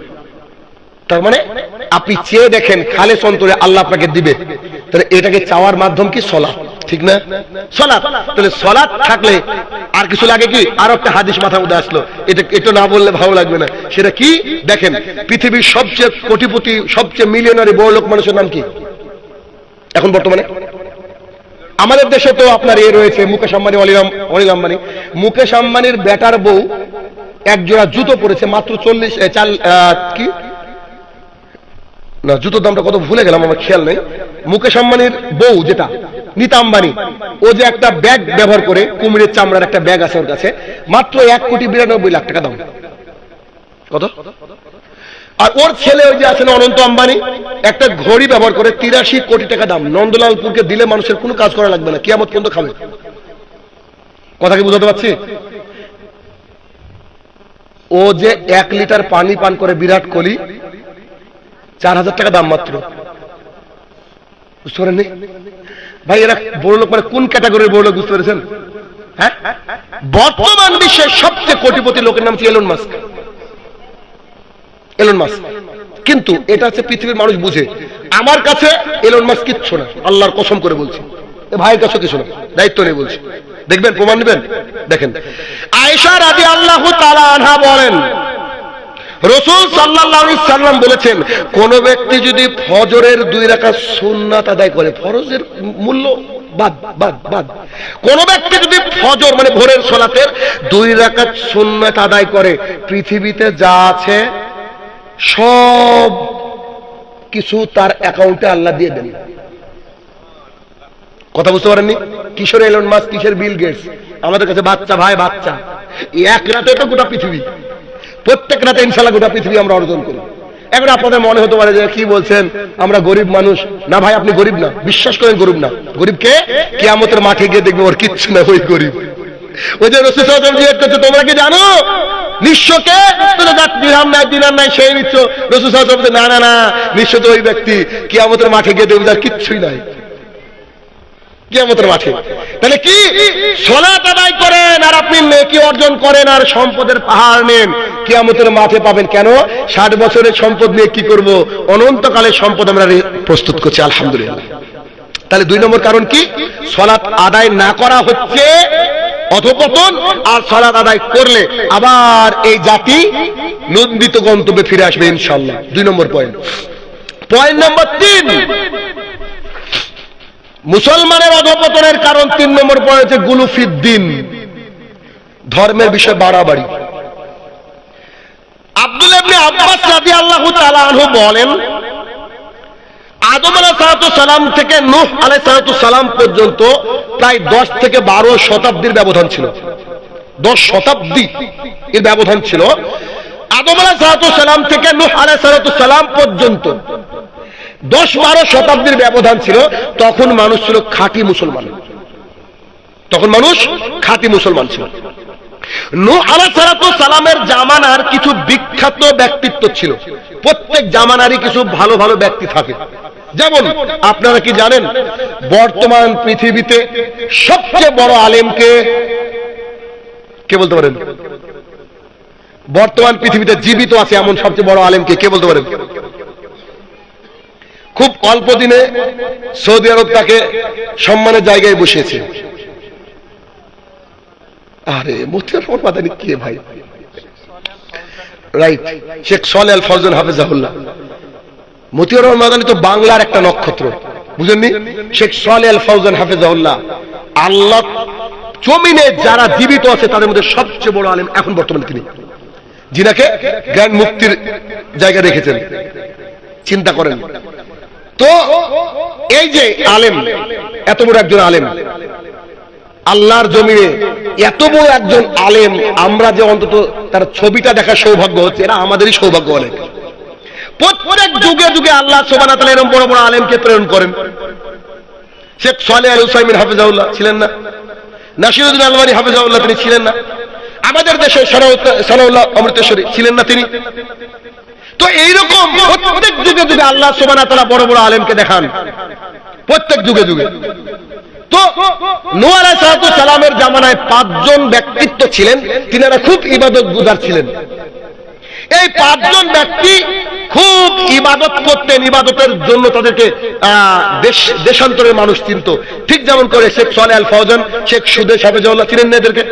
ডক্টর জাকির নায়েক, আব্দুর রাজ্জাক বিন ইউসুফ, ডক্টর মুনজির এলাহি, আবু বকর জাকারিয়া হাফেজাহুল্লাহ চিনেন না এদেরকে? সবাই আমরা চিনি, তাই না? অনেকে সরাসরি না দেখলেও ইনাদেরকে চিনি। ডক্টর সাইফুল্লাহ মাদানী হাফেজাহুল্লাহ, উনি খুব অসুস্থ, হার্টের প্রবলেমের জন্য খুবই অসুস্থ। ওনার বেঙ্গালুরে আমি একটা লাইন করে দেওয়ার চেষ্টা করছি ইনশাআল্লাহ। গত কয়েকদিন থেকে কথা চলছে ওনার সাথে, দোয়া করবেন ওনার জন্য। হার্টের অবস্থা খুব খারাপ আর কি। আল্লাহ সুবহানাহু ওয়া তাআলা তাকে শিফায়ে কামিলা দান করুন, আল্লাহুম্মা আমিন। তো এইরকম নূহ আলাইহিস সালামের জামানায় 5 জন ব্যক্তি ছিল, আদ, শোয়া, ইয়াউক, ইয়াগুস, নসর। এই 5 জন ব্যক্তি, এই 5 জন ব্যক্তি এত ইমানদার ছিলেন, এত আল্লাহওয়ালা ছিলেন সেই জামানায়। একে একে তো সবাইকে মারা যেতে হবে পৃথিবী থেকে। তো তারা আস্তে আস্তে আস্তে মারা গেল। যখন তারা মারা গেল, এলাকার মানুষকে শয়তান বলল যে শোনো, তোমরা তো এই 5 জন বিখ্যাত ব্যক্তির নাম শুনেছো? বুঝে জি, আমরা অনেকে দেখেওছি। তখন তাদেরকে বলছে শয়তান, দেখেন কি করে গুলুফিদ্দিন করছে, একটু দেখেন। শয়তান তাদেরকে বলল, তিনারা যেখানে যেখানে মজলিস করেছেন, যেখানে যেখানে বসতেন, যেখানে যেখানে দার্স দিতেন, ওইখানে ওইখানে তোমরা তাদের মূর্তি তৈরি করো। পৃথিবীতে প্রথম মূর্তি আসছে কি করে দেখেন, তোমরা মূর্তি তৈরি করো। শয়তান নিজে বলছে এই মূর্তিতে পুজো করতে হবে না, তাদেরকে দেখলে তোমাদের ইমানের গতি বেড়ে যাবে। তাই বুঝতে পারেননি? তাদেরকে দেখলে তোমাদের ইমানের গতি বেড়ে। দেখবেন অনেক আলোচক আছে যার আলোচনা শুনলে আপনার টেম্পার বেড়ে যায়, যায় কি যায় না? এরকম অনেক আলোচক আল্লাহ জমিনে এখনো আছে, আলহামদুলিল্লাহ। তো কি তোমরা তাদের মূর্তি তৈরি করো, যাতে করে মূর্তি দেখলে আদ, সোয়া, ইয়াউক, হ্যাঁ তিনি তাহাজ্জুদ গুজারি ছিলেন ইত্যাদি, মানে উদাহরণ দিচ্ছে আর কি। তিনি তো এই পরেশগার বান্দা ছিলেন, তার মূর্তি দেখলে তোমাদের জন্য মনে পড়ে। মানুষজন তাই করলো। যখন ওই জামানা শেষ হয়ে গেল, পরবর্তী যে প্রজন্ম আসলো, পরবর্তী প্রজন্ম এসে তখন শয়তান তাদেরকে বলল, তোমরা কি জানো এই যে 5টা মূর্তি দেখছো, এই মূর্তির পুজো করতো তোমাদের বাপ দাদারা। বুঝতে পেরেছেন কি? দেখেন আমি কোথা থেকে কোথায় নিয়ে যাবো, দেখেন একবার। এই মূর্তির পুজো করতো তোমাদের বাপ দাদারা, অতএব তোমরা পুজো করা শুরু করো। তখন আল্লাহর জমিনে পুজো হওয়া শুরু হয়ে গেল। এরকম কালের পর কাল পুজো পুজো পুজো পুজো শুরু হয়ে গেল। ঠিক মক্কার বুকে একজন ব্যক্তি ছিল খুব ইমানদার, যার নাম ছিল আমর ইবনে লাহিয়া। খুব বিখ্যাত মানুষ, খুব ইমানদার মানুষ। তো তিনি সিরিয়ার ওইদিকে যেতেন ব্যবসা করতে। ব্যবসা করতে গিয়ে দেখছেন ওখানকার মানুষও পুজো করে। তো তখন ভাবলেন যে সিরিয়াতে তো আল্লাহ অনেক নবী রাসূল পাঠিয়েছে, এরা যা করে ওটাই ঠিক আছে না? তাকলিদ করা লোক নাই আমাদের সমাজে। হুজুর যখন বলেছে সবই ঠিক, হুজুর বলেছে জর্দা চলবে, তো হুজুরের কথা জর্দা খাচ্ছে। শাহিনুর রহমান দলিল দিয়েছে, বলছে জেনারেল ছেলে কি জানে, আছে নাই? একজন আলেম বলছে যা ঢেলে খাওয়া হয় ও হচ্ছে মদ। তাহলে ইঞ্জেকশন কি? ইঞ্জেকশন দিয়ে তো মানুষ নেশা করছে, তাহলে এর কি মদ নাই? কি একটা নিজের মতো বানিয়ে রেখে দিয়েছে। তা আমর ইবনে লাহিয়া করেছে কি, আরে এটা তো ভালো জিনিস, এখানে অনেক নবী রাসূল এসেছে, সত্য কথা। ও করেছে কি, ওখান থেকে একটা মূর্তি নিয়ে কাবার মধ্যে প্রতিস্থাপন করেছে। দেখেন কি করে ঢুকছে, মূর্তি প্রতিস্থাপন করেছে। ও রাত্রিবেলায় ঘুমিয়ে আছে, ঘুমানোর পর স্বপ্নের মধ্যে শয়তান এসে ওকে বলছে তুমি জেদ্দায় চলে যাও, অমুক জায়গায় মাটি খুঁড়ে দেখো, 5 জন ব্যক্তিকে পাবা, 5 জন ব্যক্তির মূর্তি পাবা, তোমাদের আগের কিতাবে তাদের নাম পাবা। এবার ও করেছে কি, সকালবেলায় ঘুম থেকে উঠে চলে গিয়েছে, মাটি খুঁড়ে 5 জনকে পেয়েছে। আজ সোয়াইয়াও কিয়া গুস নসর, আরে কিতাবেও আছে নাম, আর এখানেও পেয়ে গেলাম না, আমাকে তো আল্লাহ ওহি পাঠিয়েছে বা লাইক দ্যাট, এরকম কিছু। এরপরে আস্তে আস্তে মূর্তি হতে হতে হতে কত মূর্তি হয়েছে? 360। মানে হিন্দু ভাইরা যে মূর্তি পূজা করে না, এটাও আবার আমাদের কাছ থেকে ধার করা। বুঝতে পারেন? আল্লাহর জমিনে এটাকে বলে গুলুফিদ্দিন। এই জন্য আয়েশা রাদিয়াল্লাহু তাআলা বলেন, আল্লাহ রাসূল সাল্লাল্লাহু আলাইহি সাল্লাম, আপনি কি জানেন নাকি ইহুদি খ্রিস্টান যারা, তারা সব গির্জা বানায়, মানে বড় বড় মসজিদ বানায় তাদের নেতার কবরের উপরে। রাসূল সাল্লাল্লাহু আলাইহি সাল্লাম বলছে, জি আমি আমার জাতিকে সতর্ক করছি, খবরদার কোন ইমানদার কোন আল্লাহওয়ালা মানুষের এরপরে কি তোমরা গম্বুজ বানিও, বানিও না, কি মানে মসজিদ বানিও না, ইবাদতগাহ বানিও না। তাহলে আব্বাস সিদ্দিকের দাদার কবরে কি হবে? ক্ষমতা থাকলে ভেঙে দিতে হবে। দেখি ক্ষমতায় কবে আসে আমরা। বুঝতে পারেননি কথা? কোন মাজার চলবে কি? কোন মাজার চলবে না, মাজার ইসলামে হারাম, নাজায়েজ। তাহলে 3 নম্বর পয়েন্ট হচ্ছে গুলুফিদ্দিন। ধর্মের মধ্যে বাড়াবাড়ি করতে করতে করতে করতে ধর্মটাকে কোথায় নিয়ে চলে এসেছে? এখন আপনার আমার সমাজে এত বাড়াবাড়ি আছে, বাড়াবাড়ি ছাড়িয়ে এখন কবরে গিয়ে আজান দিচ্ছে। এটা কি আশেপাশে শুনেছেন কোথাও? কবরে গিয়ে আজান দিচ্ছে। আরে আজান দিয়ে নন্দলালপুরের মানুষকে মসজিদে নিয়ে যাওয়া যায় না গো, কবরে গিয়ে বলে আজান দিচ্ছে। আছে না নাই? আছে না নাই? এই আশপাশে হয়তো আপনারা আহলে হাদিস আলহামদুলিল্লাহ আল্লাহ আপনাকে হেফাজত করেছে। আমরা তো হানাফি এলাকার লোক, আমরা জানি আমাদের পরিস্থিতি কি। আমি আমার চাচাকে কবর দিচ্ছি, কবর দিয়ে ফিরে এসে শুনছি এলাকায় বলছে ওর চাচাকে নাকি বসে কবর দিয়েছে। কেউ বলছে যে পূর্ব পশ্চিম কবর দিয়েছে, কেউ বলছে কবর থেকে ধোঁয়া বেরোতে দেখলাম গো। আস্তাগফিরুল্লাহ। আর একজন আবার বলেছে যে কবর ওরা খুঁড়েছে নাকি জেসিবি দিয়ে মাটি দিয়েছে। কি দিয়ে বুঝাবো বলেন এবার আপনি? কি দিয়ে বুঝাবেন মানুষকে আপনি? আমার বাড়ি করতে এসেছে একজন মানুষ, ঘর তৈরি হচ্ছে অনেকদিন আগে, ঘর তো আমার এক চাচা এসেছে ঘর তৈরি করতে, এসে বলছে বেটা তোমার অ্যাকাউন্টে নাকি 40 লাখ টাকা আছে, শুনলাম বাইরে থেকে টাকা পাও। আমি বললাম চাচা আমার অ্যাকাউন্টই নাই। তখন আমার অ্যাকাউন্টই ছিল না, ইদানিং অ্যাকাউন্ট করতেছে কেন, দেশ বিদেশ থেকে মানুষ পড়াশোনা করে আমাকে টাকা পাঠায়, বেশ এতটুকু। বুঝতে পেরেছেন কি? মানুষ একবার এভাবে কথা বলে। তো ধর্মের বিষয়ে বাড়াবাড়ি করতে করতে করতে করতে এমন পর্যায়ে নিয়ে চলে গেছে যে হুজুর যা বললো তা ফাইনাল। আচ্ছা নাই, কোন আহলুল হাদিসের আলেম অন্তত পক্ষে প্রকৃত আলেম আপনাকে এই কথা বলবে না যে হুজুর যা বললো তাই ফাইনাল। তাকলিদ জিনিসটাই জায়েজ নয়। যদি একজনের কথা আপনি চোখ কান বুঝে মেনে নিতে পারেন, তার নাম হচ্ছে মুহাম্মদ সাল্লাল্লাহু আলাইহি সাল্লাম। উমর ইবনুল খাত্তাব যদি কোনো কথা বলে এ কথা চলবে না যদি দলিল না থাকে। প্রমাণ নেবেন?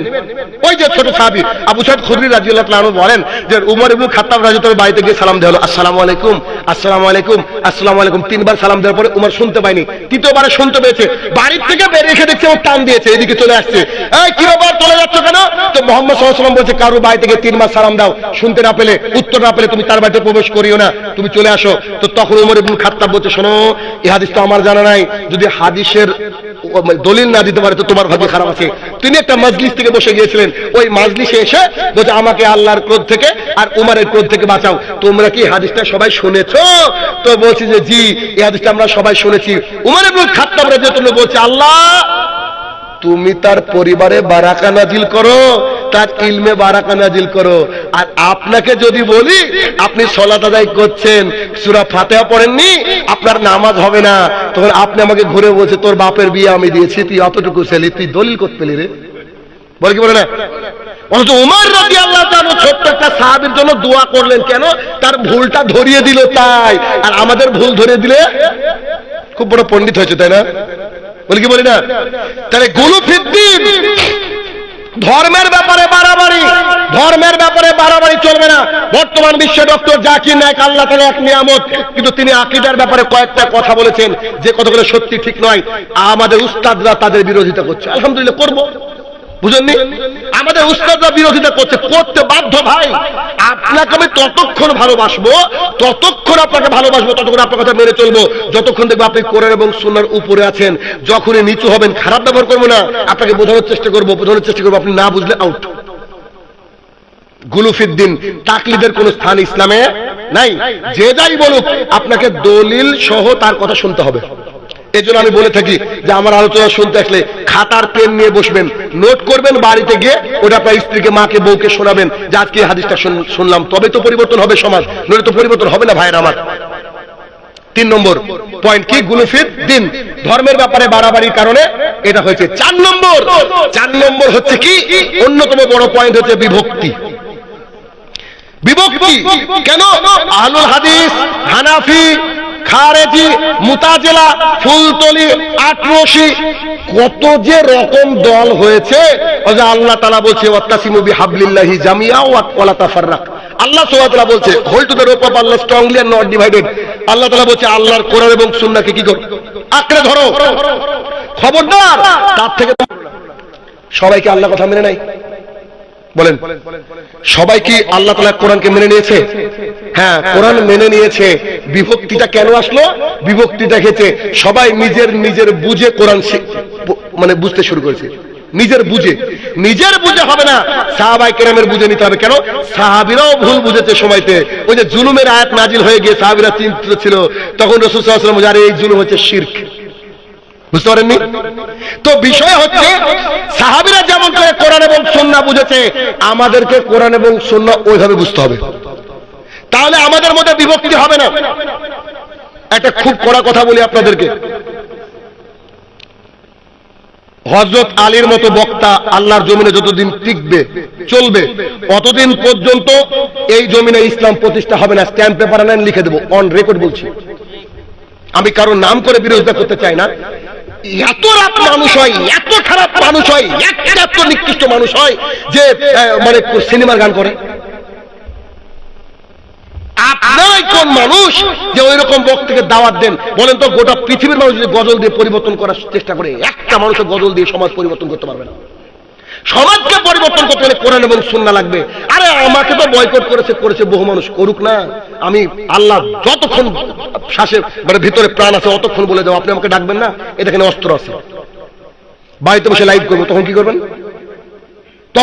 আমার অস্ত্র আছে, আমি বাড়িতে বসে লাইভ করবো, আপনি করবেন কি? আপনি আমাকে বয়কট করবেন? ভাইরা আমার, কোরআন এবং সুন্নাহর আলোচনা শুনতে হবে, কোরআন এবং সুন্নাহ মোতাবেক লাইফকে চালাতে হবে। যদি পারেন তাহলে ওই রকম করে আলোচনা আনেন, আনালে ওই আলোচনা দিয়ে কোনো উপকার নেই। যদি একান্তই গজল শোনা দরকার, গান শোনা দরকার, তাহলে আলেমদেরকে নয় শিল্পীকে দাওয়াত দেন। বুঝতে পারেননি? সাথে একটা 2-4টে ড্যান্সারকেও দাওয়াত দেন মনোরঞ্জন করার জন্য। ইসলামের মধ্যে এগুলো ঢুকেছে কেন বলেন তোমাকে? হ্যাঁ, ইসলাম মানে পুরনো জিনিস, ভালো করে বুঝবেন আমার কথা। ইসলাম মানে 1450 বছর আগে যে কথা বলে গেছেন ওই কথা বলতে হবে। আপনাকে একটা হাদিস শুনেছি, আমি মাঝে অনেকগুলো হাদিস শুনেছি, একটা হাদিস বলি। রাসূল সাল্লাল্লাহু আলাইহি ওয়াসাল্লাম বলেছে কিয়ামতের মাঠে প্রথম হিসাব নেবে কিসের? এই হাদিসে বর্ণনা করেছে আনাস রাদিয়াল্লাহু আনহু, পৃথিবী যদি ভেঙে যায়, পৃথিবী যদি আমাকে গুলি করে দেয়, আমার যদি মরণ হয়, তখনও আমি আবু হুরায়রা বলতে পারবো না। এর নাম হচ্ছে ইসলাম। আমার মনে কথা বুঝতে পারেননি কি বললাম? ওই যে রাসূল সাল্লাল্লাহু আলাইহি ওয়াসাল্লামের সামনে যারা কথা শুনছিল, ওই হাদিসটা বর্ণনাকারীকে ইরবাদ বিন সারিয়া রাদিয়াল্লাহু আনহু। আমি যদি বলি যে ওখানে আব্দুল্লাহ ইবনে আমর রাদিয়াল্লাহু আনহু, আমি ভুল করলাম। এতটুকু ভুল করা যাবে না, মানুষমাত্র ভুল হতে পারে সেটা বলছি না, কিন্তু এতটুকু ভুল করে ইচ্ছা করে ভুল করা যাবে না। সেখানে আপনি আমাকে বলেন তো যে গজল দিয়ে কি করে সমাজ পরিবর্তন হয়? বলেন আপনি কি করে পরিবর্তন হয়? তাহলে এই যে ধর্মের মধ্যে বিভক্তি, আজকে যে কথাগুলো বলছি, এখন গজলওয়ালা বক্তারা শুনলে বলবে যে এই লোকটা খালি বিরোধিতা করে। আরে আপনার মধ্যে আপনার আলেমরা আমাকে ফোন করে বলে, আরে আপনি তো কন্ট্যাক্ট করবেন না, আপনি তো ব্যবসাটা আমাদের লস করছেন গো। আমাকে বলে আপনি কন্ট্যাক্ট করবেন না, আপনি কেন মানুষকে বলছে কন্ট্যাক্ট করা জায়েজ নাই? আমি বলছি কোরআন থেকে আয়াতটা তুলে ফেলে দাও, ওলা তাস্তারু বিআয়াতি সামানান কালিলা। আল্লাহ বলছে আমার আজকে কম দামে বিক্রি করে, তুলে ফেলে দাও না তুমি। তাহলে তারপরে দিন আমি বলবো না, কারণ তারা 30,000 40,000 টাকা কন্ট্যাক্ট করে আসছে, আগে থেকে 20,000 নিয়ে নিচ্ছে, তারপরে স্টেজে এসে উঠার আগে 10,000 নিচ্ছে, আপনি আবার তাকে নিয়ে চলে আসছেন। মানে যারা এরকম জালসা করে, কোন জালসা? মাদ্রাসা মসজিদ গোরস্থানে উন্নতি কল্পে করে, ওদের তো হুঁশ থাকে না। ওদের পিছনে যদি ইহুদিকে আনেন না, যে এক ইহুদি ভালো গজল গেছে, ওকে নিয়ে তো ওকে নিয়ে আসবে। এরা আমাদের সমাজ। আপনি ওই আলেমকে ডাকবেন যে আলেম টপিক ভিত্তিক আলোচনা করবে, 1 ঘন্টা 1.5 ঘন্টা কথা বলবে, প্রশ্ন থাকলে প্রশ্নের উত্তর দিবে, তারপরে বাড়ি যাবে। এছাড়া সমাজ পরিবর্তন হবে না। এ দিয়ে কি হলো মুসলমানের? খালি ক্ষতি। একটা জলসা মানে কম টাকা খরচ হয় ভাইরা আমার। আর আপনাদের এদিকে আর একটা রোগ, যে 2 রাত্রি জলসা করে। আশ্চর্য কথা, 2 রাত্রি কেন করবেন? 1 রাত্রি করবেন, মানে ব্যাপারটা হয় যে একদিন ট্রেলার, পরের দিন সিনেমা। কি গো, ঠিক বলছি না? কারণ হচ্ছে প্রথম দিনে লোক হবে না, যাকে আনেন না কেন, পরের দিনে যে কোনো বক্তা আনেন লোক হয়ে যাবে। এটা কেমন? এরা ভাই 2 দিন থাকা মানে তো ক্ষতি, আপনার টাকার ক্ষতি। কিছু টাকা তো বেশি নিবে প্যান্ডেল বলারা। হ্যাঁ, লাভ হচ্ছে জিলাপি বলাদের। দেখেন গা কমন করে জিলাপি বিক্রি হচ্ছে, খোঁজ নিয়ে দেখেন। আসছেন, আমি সিরিয়াস কথা বলছি। এই টাকাটা দোকানে যে পরিমাণে টাকা আজকে আপনার মানুষ এলাকায় কিনবে, এই টাকাটা যদি আপনি মসজিদে যেতে, এমনি আল্লাহর ঘর হয়ে যাবে। আর যে পরিমাণে গরু জবাই হয়, একটা করেন, বাকিগুলো 1 টাকা মসজিদে দেন তো দেখি। মানুষকে কি দিয়ে বোঝাবো বলেন? এই যে বিভক্তি, এই বিভক্তির কারণে কি হচ্ছে? আমাদের মুসলমান কমিউনিটি দুর্বল হচ্ছে, আর দুর্বল হলে কি আমরা পিছিয়ে পড়বো। আমরা পিছিয়ে পড়বো, দুর্বল হলে আমরা পিছিয়ে পড়তে বাধ্য। কেন? কারণ ইউনিটি ইজ দ্য স্ট্রেংথ। আমরা সবাই জানি ইউনিটি হচ্ছে একটা শক্তি। 4 নম্বর পয়েন্ট আছে, অনেক পয়েন্ট, আলোচনার টাইম কিন্তু শেষ ভাই। ওই 12টার পর আলোচনা করি। আপনারা কেন জানেন? কেন এটাও এটুকু বুঝে জানেন যে ফজর পড়তেও আপনাকে যে কোনো মূল্য হয়। কারণ ফজর না পড়ে জলসা শুনলে আল্লাহ জিজ্ঞাসা করবেন যে জলসায় কি শুনলা? আল্লাহ বলবো যে ফজরে উঠতে পারিস নি কেন বল। তখন আপনি আমি কি জবাব দেব? তাহলে কি গুলফির দিন হলো, তারপরে আমাদের মধ্যে বিভক্তি হলো। এখন একটু উত্তরণের রাস্তা আপনাকে বলে দিচ্ছি। যতগুলা কথা বললাম, এগুলার পজিটিভ দিকগুলো আপনাকে মেনে নিতে হবে। মানে কোরআন এবং সুন্নাহ অধ্যয়ন করতে হবে, আমল করতে হবে, আপনাকে ইউনিটি গঠন করতে হবে, ছেলেকে 5 ওয়াক্ত সালাতের জন্য বলতে হবে, মেয়েকে 5 ওয়াক্ত সালাতের জন্য বলতে হবে, বাড়িতে যেন একজনও বেনামাজি না থাকে এই চিন্তা করতে হবে। একজনের মানে কোন মহিলা মানে যদি আল্লাহর জমিনে 11 বছর বা 8-10 বছরের পরে পার হয়ে যায়, 8 বছর পার হয়ে যায়, সে যেন অন্তত হিজাব, ওড়না, বোরকা ছাড়া বাড়ি থেকে না বেরায়। এগুলো যদি আপনার সমাজে আপনি করতে পারেন, তাহলে আল্লাহ তাআলা আবার আপনাদের উপরে কি নাজিল করবে বলেন? সুকুন নাজিল করবে, সাকিনা নাজিল করবে, ফেরেশতা দিয়ে গার্ড দিবে, আপনাদেরকে উন্নততর জায়গায় নিয়ে যাবে। সৌদি আরবের বিষয়ে মানুষ যতই উল্টোপাল্টা কথা বলুক না কেন, সৌদি আরবের সম্পদের শেষ নেই। কেন বলেন তো? ওখানে হাই আলাস সালাহ হলে সোনার দোকানগুলোকে শাটার অর্ধেক বন্ধ করে চলে যায়। কই চুরি হয় না তো? অর্ধেক বন্ধ করে চলে যায়, কই চুরি হয় না তো? তবে তারা সালাতের প্রতি পাবন্দ। আর আরেকটা বিশেষ কথা শেষে এসে, সেটা হচ্ছে আপনার সন্তানকে শিক্ষা দেন। শিক্ষা দেন কেন? দেখেন, আমি আপনাকে বলি, আমি রিসেন্ট একটা ব্যাচ শেষ করলাম, 2টো ব্যাচ শেষ করেছি, বড়দের একটা ব্যাচ আর ছোটদের একটা ব্যাচ। সোনামণি স্পোকেন 2 বলে একটা ব্যাচ শেষ করেছি। এই বাচ্চারা আপনার 7 বছর থেকে 14 বছর পর্যন্ত আমার কাছে ইংরেজিতে কথা বলা শিখে। এই বছরই শুরু করেছিলাম ব্যাচ 2টো। সামনে আবার ইনশাআল্লাহ এপ্রিলে শুরু হবে, এপ্রিলের পর। তো এইখানে বাচ্চা পড়তো বাংলাদেশ থেকে, ইতালি থেকে, ভারতবর্ষের বিভিন্ন প্রান্ত থেকে, বিভিন্ন দেশ থেকে পড়তো বাচ্চা। তো আমার আবার একটা টেকনিক আছে। টেকনিকটা কি? আমি যাই করি না কেন ওর মধ্যে ইসলামকে ঢুকাই। আমার শত শত হিন্দু স্টুডেন্ট রয়েছে আলহামদুলিল্লাহ।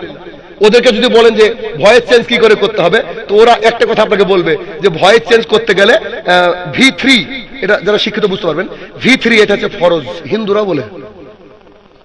আমাদেরকে শিখে দিচ্ছে ফরজ মানে বুঝতে পারছেন, মানে ভয়েস চেঞ্জ করতে গেলে V3 ছাড়া ভয়েস চেঞ্জ হবে না। তো ওদেরকে আমি এগুলা শেখাই ফরজ তাই বলে, কথা কি বুঝতে পেরেছেন? ওদেরকে যদি এখন ফোন করে বলেন যে আপনি একেবারে পাস করতে পারবেন, তো ওরা বলে যে ইনশাল্লাহ, কথা বুঝতে পেরেছেন?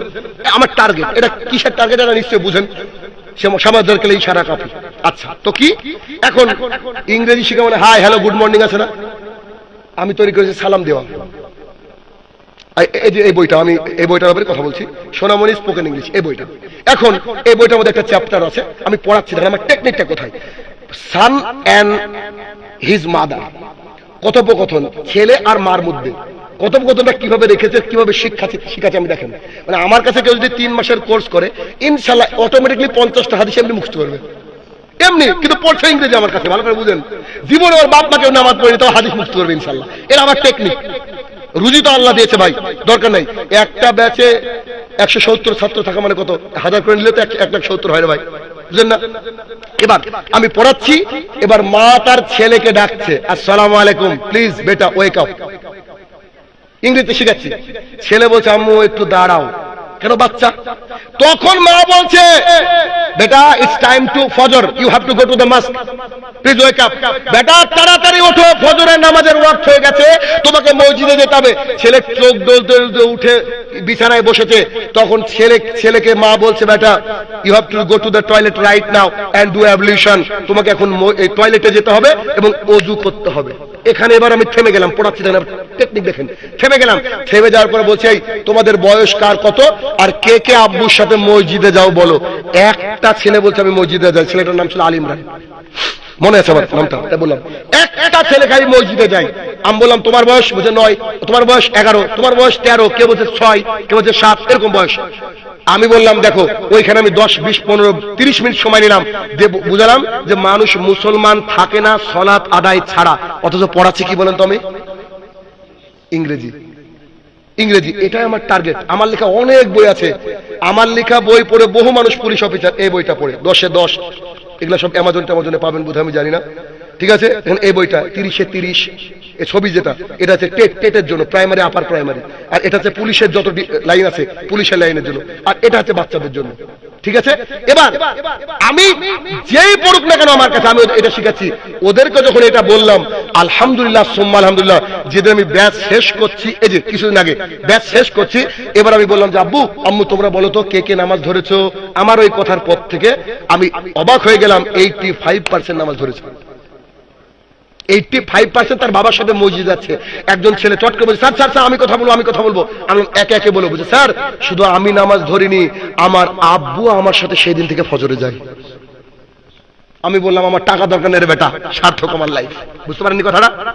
তো আমাদের টার্গেট হচ্ছে কি, আমাদের সমাজটাকে আল্লাহমুখী যখনই করবেন, আল্লাহর কাছে দোয়া করলে তো আল্লাহ সমাজ পরিচালনা করে না? আল্লাহ তো পরিবর্তন করে দেবে। মক্কা সবচেয়ে খারাপ জায়গা ছিল, আল্লাহ ভালো জায়গা করেছে কিনা? তো সে আল্লাহকে নন্দলালপুরকে আল্লাহ ভালো জায়গা করতে পারে না? তো আল্লাহর সাথে কানেক্টেড হওয়ার জন্য সলাতের বিকল্প কোনো রাস্তা নাই। তখন এই ছেলেগুলোকে আমি বলতে লাগলাম, তখন মেয়েগুলা চিৎকার চেঁচামেচি করছে, স্যার আমরা বলো আমরা বলো। তো বলো স্যার আমরাও নামাজ ধরেছি, তবে আমরা মসজিদে যাই না। আলহামদুলিল্লাহ, তোমরা তোমার মায়ের সাথে নামাজ ধরো। সব শেষে দুঃখ লেগে গেল, ব্যাচটা শেষ করার সময় অনেকে কাঁদছিল, স্যার এতদিন আপনার কাছে পড়লাম 3 মাস মাত্র, আর পড়তে পাবো না। আমি আবার এপ্রিলের পরে পড়বা। একটা ছেলে কাঁদতে কাঁদতে বলছে কি জানেন, স্যার আমি তো মসজিদে যাব মনে করি, কিন্তু আমার আব্বু যায় না, মসজিদ বাড়ির থেকে একটু দূরে, স্যার আমি কি করবো, আমার মসজিদে না গেলে নামাজ হবে? বুঝতে পেরেছেন? আমি সেই ছেলেটাকে বললাম যে বেটা তুমি তোমার আব্বুকে বলবো আমার সাথে একটু কথা বলতে। চিন্তা করেন, এই 11 বছরের ছেলে বা 9 বছরের ছেলেটা দুঃখ করছে যে আমি মসজিদে তো যাবো, আপনি বলেছেন তাহলে মুসলমান থাকা যায় না। মানে ও বুঝতে পেরেছে ভেতরের কষ্ট হচ্ছে, মুসলমান না থাকলে তো জাহান্নামে যেতে হবে, কিন্তু ওর বাপ বুঝতে পারেনি, ওর বাপ বুঝতে পারেনি। তাহলে ভাইরা আমার, শিক্ষা একটা জাতিকে পরিবর্তন করতে পারে, এই জন্য শিক্ষাকে আলো বলা হয়েছে। আর রাসূল সাল্লাল্লাহু আলাইহি ওয়াসাল্লাম পরিবর্তন করতেন শিক্ষার মাধ্যমে। আপনি এতে গিয়ে দেখবেন, রিসেন্ট আমি কয়েকটা ফ্রি ক্লাস লাইভ করিয়েছি ইউটিউবে, আপনি গিয়ে দেখবেন, আমি অবাক, হিন্দু কিছু ছেলেমেয়ের কমেন্ট পড়ি, বিশ্বাস করেন সবাই বলছে যে আপনার মতো শিক্ষক আমরা যদি পেতাম তো গত বছর চাকরি পেতাম। অথচ ভাই আমি কিন্তু পড়াই আমার গতি দিই, আমি কিন্তু হাদিস শোনাই, এমন একটা দিন নাই, হয়তো আল্লাহ ভালো জানে, এমন একটা দিন না যে আমি হাদিস শোনাই না। তুমি যে হও ভাই, তুমি শ্রীরাম হও আর যে হও, আমার কাছে পড়তে গেলে হাদিস শুনতে হবে, আর পড়া ওই টেকনিক। আমি কথা বুঝতে পারলেন? তাহলে আপনার সমাজ আমার সমাজকে যদি পরিবর্তন করতে চান, যদি সমাজকে চেঞ্জ করতে চান, যদি আল্লাহর রহমত নাজিল করাতে চান, তাহলে you have to change your track. আপনি আপনাদের রাস্তাকে পরিবর্তন করে ওই টু আল্লাহ সুবহানাহু ওয়া তাআলা, আল্লাহর রাস্তায় পরিবর্তন করেন। শেষের দিকে একটা কথা মনে পড়ে গেল, বলে যাই। সেটা হচ্ছে আমি কম্পিউটারে বসে কাজ করছি সৌদি আরব। এটা হচ্ছে আপনার সৌদি আরবের রাজধানী কে, কোন জায়গা বলতে পারেন কে? রিয়াদ। তো আমি ছিলাম 3 বছর। তো রিয়াদে বসে আমি কাজ করছি। সুদানের একজন মানুষ ফাতে আব্দুল্লাহ। তো আমি কাজ করছি, মসজিদে আযান পড়লো। ভাই আযান পড়ার পরে তো 15-20 মিনিট সময় থাকে, তাই না? আমি কাজ করছি কম্পিউটারে। তো ও প্রত্যেক দিন আযান পড়লে, অফিস টাইমে আযান পড়লে ও এসে বলে আল্লাহ আল্লাহ তাল তাল আল মসজিদ, ডাকে সবাই। আমার সাথে একটু বন্ধুত্ব হয়ে গেছিল। তো এসে বলে শাহিন তাল তাল আল মসজিদ। তা আমি ওকে বলেছি সবার একটু দাঁড়া, একটু দাঁড়াও, বলি না আমরা একটু দাঁড়া। তখন ও আমাকে কি বলছে জানেন? ও আমাকে মাশাআল্লাহ আনতা কোয়াইশ আলহিন মালাকুল মউত ইজি বাদেন আনতা কালাম হুয়া সাবার আনা ফি শুকুল। উনি বলছেন মাশাআল্লাহ খুব সুন্দর কথা বলেছিস। এখন যদি মালাকুল মউত আসে আর তোকে এসে জান কবজ করতে চায়, তো তাকেও বলিস একটু দাঁড়া, কাজ আছে। আমার বিবেকে বাধা দিল সত্যি কথাটা। সঙ্গে সঙ্গে কন্ট্রোল এস মারলাম। কন্ট্রোল এস মানে কি বলেন তো? সেভ করলাম। সেভ করে নিয়ে চলে আসলাম। তো এসে আমাকে বলছে সাদিক কষ্ট পেয়েছিস? বন্ধু তুই কষ্ট পেয়েছিস? আমি বলছি না না। তো ও বলছে আনা ওয়া আনতা তারিক ফিল মসজিদ, আমি আর তুই মসজিদের রাস্তায়। এখন যদি মালাকুল মউত আসে, অত মালাকুল মউতকে বলতে পারবো যে আমরা কিন্তু আসরের সালাত আদায় করতে যাচ্ছি। সুবহানাল্লাহ। এমনি কি ওই দেশে এত বারাকা ভাই? সালাতের আযান হয়ে গেলে পৃথিবীর সমস্ত কাজ খালি বলে। সৌদি আরবে কেউ জিজ্ঞেস করলে ও বুঝতে হবে খালি বাড়ি শব্দের অর্থ কি। বুঝতে পেরেছেন? কোনো কাজ আমার কাজই নাই তখন। বুঝতে পেরেছেন? সালাত আদায় করতে হবে। তো এই জন্য আসুন আমাদের সমাজটাকে পরিবর্তন করি ইসলামের মাধ্যমে। ইসলাম ছাড়া একটা সমাজ পরিবর্তন হতে পারে না, পারে না, পারে না। পৃথিবীর কোন ইজম, কোন মত, কোন দর্শন আপনার সমাজকে সুন্দর করতে পারে না ইসলাম ছাড়া। এই জন্য সমাজকে কি করবেন? ইসলামের পথে নিয়ে আসুন। অনেক রাত হয়েছে, সম্ভবত মসজিদ জলসাটা নাকি না, যেহেতু মসজিদের উন্নতি করবে জলসা। তো আপনারা যে যা এনেছেন আমি নিব না, এখানে দিয়ে যাবেন ভাই। দোয়া করতে হবে এমনটা না। কালকে একটা জলসায় ছিলাম মালদার দিকে, মালদার ওই শেষ প্রান্তের দিকে। তো দেখছি মানে দোয়া না করলে মানুষ টাকা দিচ্ছে না, মানে দোয়া করতে হবে। বক্তা সুর করে দোয়া করছে, মানে সুর করলে তারপরে দোয়া করলে তারপরে কবুল হবে। তো বক্তা তো হারাম করে হতে পারে, তাই না? আপনি মেহনতের টাকা দিচ্ছেন, কবুল করা মালিক কে? আল্লাহ তাআলা। দোয়া করলেও কবুল, না করলেও কবুল, ঠিক না? তো আপনারা একেবারে খালি হাতে যাবেন না। 5 টাকা 10 টাকা 20 টাকা 100 টাকা 1000 টাকা যে যা পারবেন এখানে দিয়ে চলে যাবেন। আমি বক্তৃতা শেষ করছি। আর যদি মনে করেন যে এই বইটা নিয়ে রাখবো আপনার জন্য, আপনার সন্তানের জন্য একান্ত জরুরি, অনেক কিছু শিখবেন ইনশাআল্লাহ এখান থেকে। ইংরেজির বই, কিন্তু শিখবেন কিছু। বুঝতে পেরেছেন কি বললাম? আমার গাড়ির কাছে চলে যাবেন ইনশাআল্লাহ, বইটা নিয়ে নিতে পারেন। অতএব আজকের মতো আলোচনা এখানে শেষ করার চেষ্টা করছি। হে আমার প্রতিপালক, আমরা এতক্ষণ যে আলোচনা করলাম মাবুদ, আমরা যেন সবাই মেনে চলতে পারি এই কথাগুলো। আল্লাহ তুমি সেই তৌফিক আদা করো, আল্লাহুম্মা আমিন। হে আমার প্রতিপালক, যে ভাইরা আয়োজন করেছে তারা যেন সঠিক দিন ইসলাম মেনে চলতে পারে, আল্লাহ তুমি সেই তৌফিক আদা করো, আল্লাহুম্মা আমিন। হে আমার প্রতিপালক, আমরা জানি না মাটির তলে যারা অবস্থান করছে তারা কি হালাতে রয়েছে মাবুদ গো। তারা যদি মানে ক্ষমার যোগ্য হয় তাকে তুমি ক্ষমা দান করো, আল্লাহুম্মা আমিন। হে আমার প্রতিপালক, বর্তমানে ভারতবর্ষের অনেক কিছু আমাদের উপরে বুলডুজার চলছে আল্লাহ, এগুলো যদি তোমার তরফ থেকে গজব হয়, এই গজব থেকে রক্ষা করার তৌফিক আদা, রক্ষা হওয়ার তৌফিক আদা করো, আল্লাহুম্মা আমিন। এগুলো যদি পরীক্ষা হয়, এই পরীক্ষায় পাশ করার তৌফিক আদা করো, আল্লাহুম্মা আমিন। আসসালামু আলাইকুম।